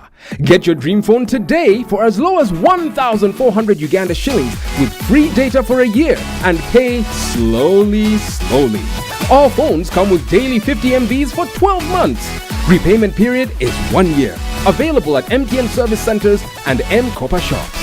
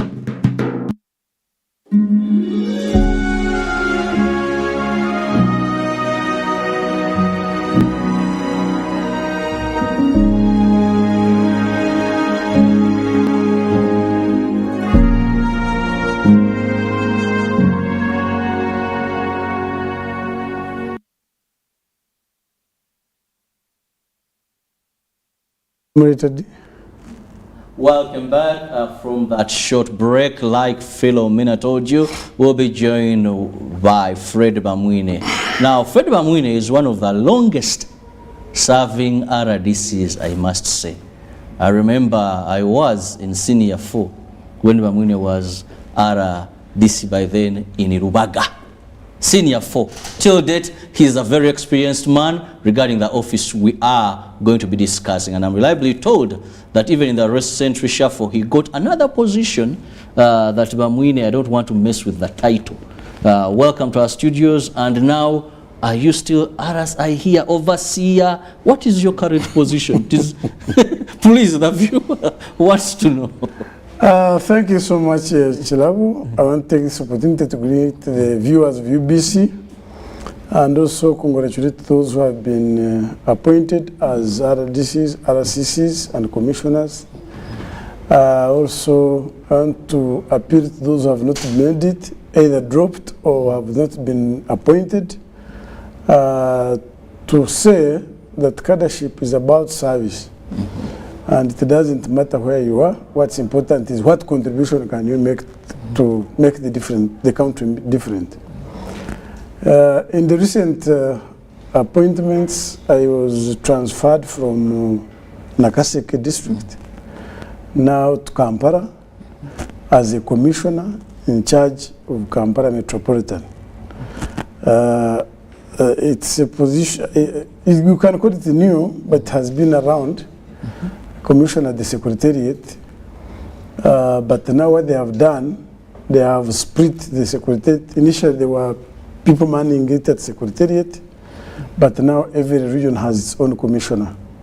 There's a commissioner in charge of Western, a commissioner in charge of Eastern, in charge of Northern, Central, and then in charge of Kampala. Is that constitutional?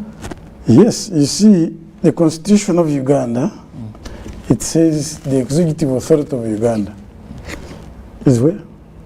Is in the president. It's vested in the president. Yes. So in his wisdom, he has decided to, the commission at Secretariat to expand it and split it. Which Secretariat are you talking about? RDC Secretariat in the President's office. And that is the position. It has been there. Some of you, you may not have been following well. So for congratulations for that appointment. Thank because many of us thought Bamwine had been dropped, but now that is, you've been elevated. Yes, you've been even elevated if you are to dropped, another by the way, even if you are dropped, the world does not stop at that. Yes. You know, it's about serving the country in another arena. So, but in this particular position, it's an elevation, and I'll be responsible for my colleagues and to make sure, you see, at the end of the day, is efficient service delivery of government services. Now, the RDCs or RCCs, it's a constitutional position, in Article 203 of the Constitution, but it is more detailed in Local Government Act, Section 71 and Section 72. Well, in the interest of time, Bamwine, we may not go into that because previously we had discussed the Constitutional Office. But let's move to one very important issue. Do we need this office? Do we need this huge number of people in this office? Now you have, for Kampala, you have 5 divisions. Each has a deputy resident city commissioner. We have the overall at Central here. Then we have the regional supervisor, that is commissioner. That is Central region? No, Kampala. Commissioner Kampala. Kampala region. Kampala region. So do we need all of you people? Do we need this huge cost of administration that runs to this office? You see, Chirabo, you will agree with me that when you are not sick, you cannot know that there are patients in hospitals. When you don't have a case, you cannot know that there are people who stay in cells as prisoners. You only realize it when you are there. Because once we say that the RDC or the RCC is the chief government monitor in the district, maybe if you are telling me that this time Ugandans are angels, resources will come in the district and be utilized efficiently, I would agree with you. You have the chief accounting officer of a district. We have these other people that investigate. The chief accounting officer is the one who receives the money. That's why I say, if you are saying that they are angels, no money will be lost, all services will be done without supervisors. The head of the District Service Commission. No, that one is responsible for recruitment. We have investigators, we have even where corruption is, so we have now you are saying for investigators, that's why resident district commissioner may draw the attention of the Auditor General for the need for special audit. There must be somebody, you see, are things moving on where? may draw the attention of the inspector, IGG, may draw the attention of relevant ministry. It's like in the home. For us in Ankara, we say, if the head of the family does not take command of the family, calves will sleep in dirty places, because no child will wish to start touching these dirty places to make that calves are comfortable. And when they are not comfortable, they end up dying. So, in a district, you need this person. Like these are land wrangles now.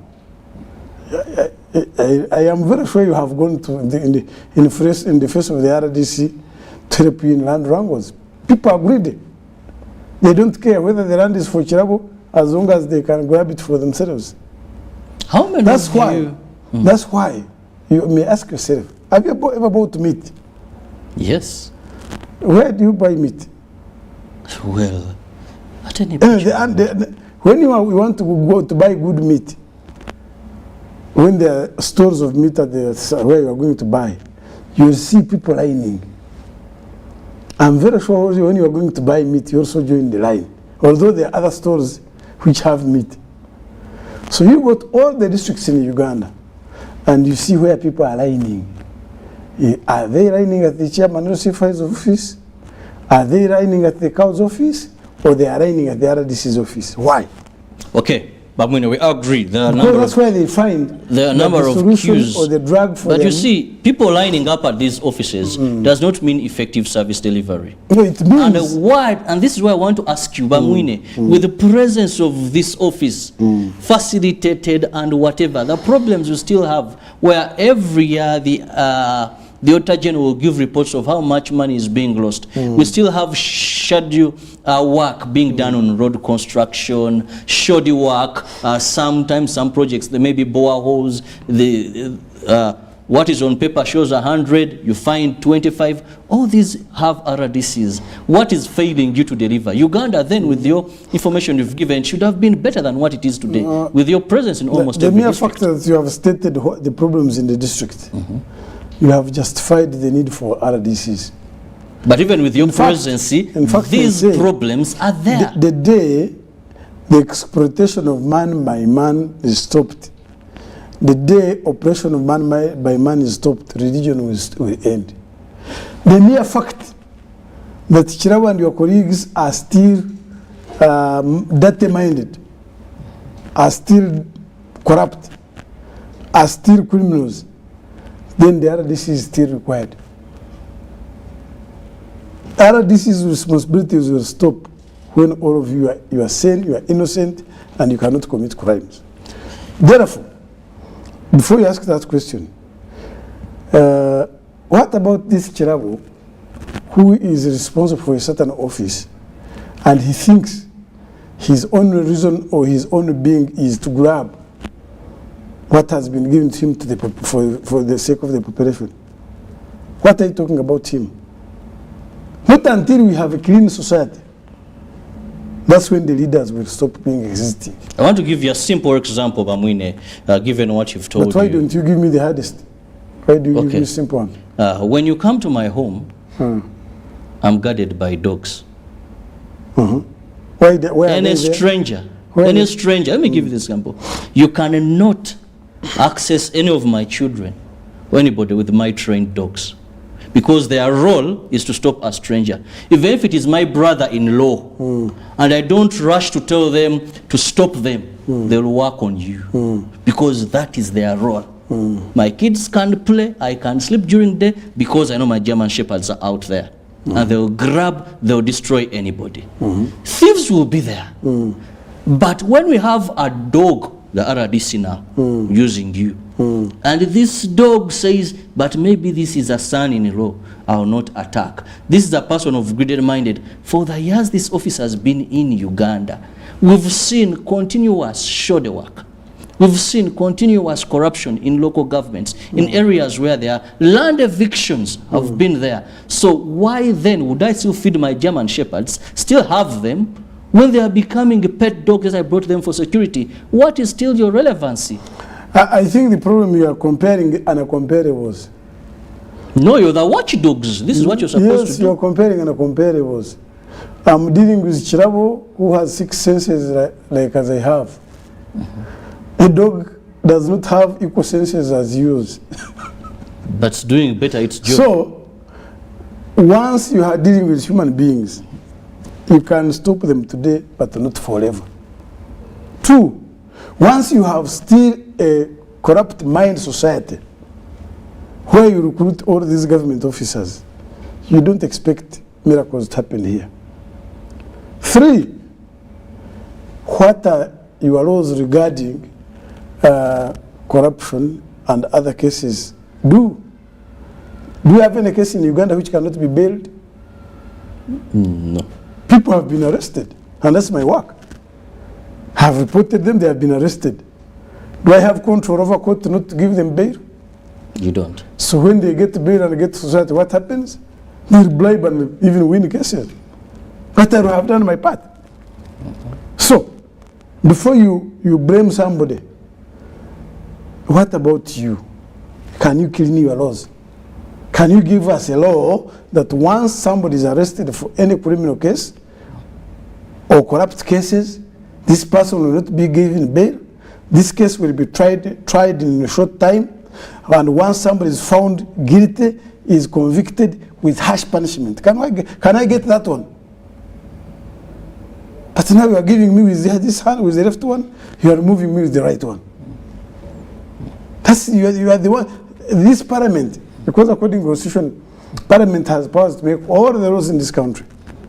I wish you can give us tougher laws that can punish harshly the wrongdoers. Society will be normal. Okay, it's then not that brings true, me to my other... It's not true that criminals are not detected and are not arrested. They are being arrested, they are detected. The problem is the legal as a result of the work of RCCs and RDCs. The legal regime. Okay, Abamune, this brings me to another thing regarding that office, your credentials. Many a times we know what, first the law what states for someone to qualify to this office of RDC. I must say you qualify. As Fred Bamwine, and a number I know. But also there have been reports that this is basing on loyalty to the party, this is basing on cadreship, and many, instead of being non-partisan, turn out to be partisan. They don't qualify to be in this office by virtue of what is given. So many see it as a bonus of thanksgiving, and this affects your, the way you deliver. I may not preempt what is, but you have seen the list that has come out. If you have been a very good observant, we have more than 20 people have been appointed, and they have been advocate or vocal activists in opposition, and they have made it to RDC. So they will no longer be vocal in the opposition. Are they royal? Were they royal? So you question of being royal, that corrupts. But you see, some people don't even bother to understand. For instance, the question of a cadre. Who is a cadre? Even somebody being in a position is a cadre. A cadre is somebody who is willing to sacrifice or die for his country. That's a cadre. Regardless of your political affiliation, you are a cadre. But what is very important, like for instance now, the government of Uganda, after elections, they adopted this manifesto of the NRM, of President Museveni. Efficient government services to the people. So in that chair where you are seated, are you able to see the kind of roads that are in a district? Can you understand the bills of quantity, all these things? Are these roads equal to the amount of money that was sent? Like in Nakaseke now, I found a public hospital, they were charging money as if it was private. And as I speak, the anti-corruption unit is in the district. So, we cannot have such a situation continuing. You find money for sinking boreholes were sent in the district, and the money was passed. What do you find on the ground? Yes, money was passed. Out of 15 boreholes, 7 were made, and the rest were not made. Money for rehabilitating boreholes were passed. What happened? The community puts its own borehole, then the district come and puts a name for the district. So these are the issues. The RDC should be able to detect, expose, and investigate and cause arrests. With all that you've said, do they have the ability to do so overall? You are forgetting that I'm first of all, the RDC is a chairman of the District Security Committee. I don't need even to be the expert. My work is to chair. I have a team. I have the DPP, RSA, I have the magistrate, I have OCCI, I have CIDs, I have DISO, I have the infrastructure. My work is to say, guys, it seems there is a danger here. Go and investigate it. And they bring me a report. Finally, in the interest of time, Fred Bamwine, is this office partisan or non-partisan? What do you mean by partisan? In terms of political affiliation, I see you, many times you've had people criticizing this office for many a times leaving their core mandate and engaging in partisan politics. You see, the RDC is a representative of central government and the president. Central government and the president. I'm not aware that, I don't know whether the central government is partisan, and I don't know whether the president is partisan. Execution of your work. Actually, the framers of the constitution, you know, we run a presidential system of governance. The whole import was, when you elect a president, anybody who has given the president a vote is expecting that if he has any issue, the president should be able to sort it out. But they realized that the president cannot be everywhere in a country at every time. So they said, where the president is not, there should be some person, some president. And that is the RDC. So what we speak, like for instance now, what was passed is the manifesto of the NRM. It became a big government policy. Whether you are a NUP, whether you are a DP, this is the manifesto to be implemented. It doesn't care. So if you see me implementing this manifesto, you may call me person because it came from NRM. This is what the government accepted, the people of Uganda embraced. And it became a government policy. So it doesn't arise. And the whole issue is simple. What is your role? We don't care which political party you belong to. We don't mind about your tribe, religion, or color. What's important? Do you have a problem to be sorted out by this office? And that's our mandate. For instance, if I'm a chairperson of security and I'm providing security in the district, do we first ask that, these are opposition people, we should leave them to die. If we are saying roads should be done, we say that it is only NRM people who should pass on that road. How independent are you in execution of your duties, representatives of the president? How independent are you? Independent of what? And how often do you ensure, because I know you make reports. You make every month, every 3 months, and incidental, depending on what has happened. You can make an incidental report depending on the nature of the event that has happened. So, when our work is to make sure that services to the people are efficient. So if that is partisan, because I don't know when the mosquito is biting you, whether it asks your political party. It doesn't. Well, I've seen a number of you during campaign where I think you failed to draw the line. But, which line? Bamwine. Where you would find offices full of campaigning posters, full of this, the entire. By that may happen. And people ask. By that may happen. You know why? If somebody is standing for president, for instance, and he says, if I come, I'll start with RDCs, I'll sack them. We are human beings. And I say, before you sack me, you remain there. Hey. Yes, I've heard one who said, should not. I expect you to come to work with people. But if you are coming to sack us, we shall say, okay. Bamwine, finally, and very finally, one of the things that we've had at district level are these people that are believing they're above the law and they commit a lot of things with impunity. One time I interacted with one of the people in these offices we're discussing today, and he would say, but you see so to what extent do you have power? You could be a presidential representative, fine in this area, but to what extent Can you reign over these errant people that continuously, for example, that evict others from land? Here we've seen some come armed. Now the president said he will take upon you. And he's right. You know, in my tenure as an RDC, there's something I have refused. I don't care whether you are Chirabo, tall or short. The question is simple. What does the Constitution give me to do? What does the local government mandates me to do? And I can confess, I have clashed with people of various characters and various levels. Because my mandate is very clear. You are the chairperson of security. You represent the government, the president, central government, and local government. Therefore, anybody who comes along midway, I will knock you down. But if, of course, there are some people you may find they are timid.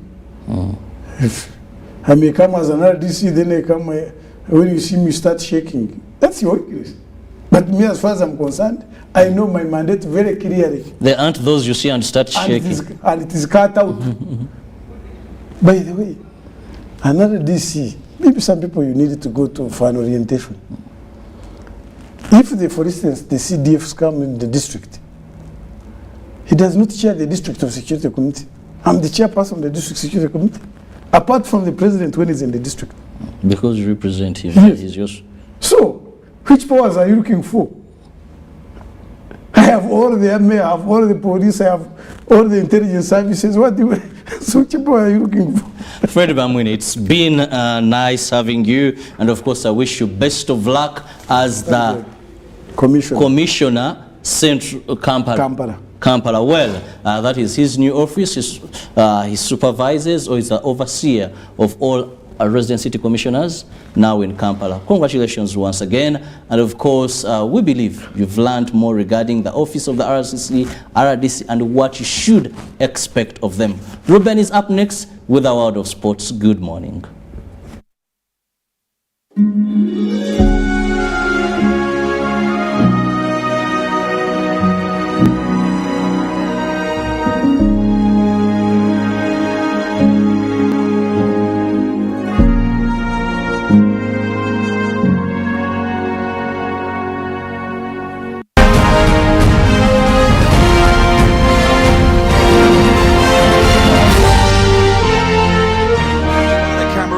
As the seven-time FIFA World Cup participants, Cameroon take on the 2019 African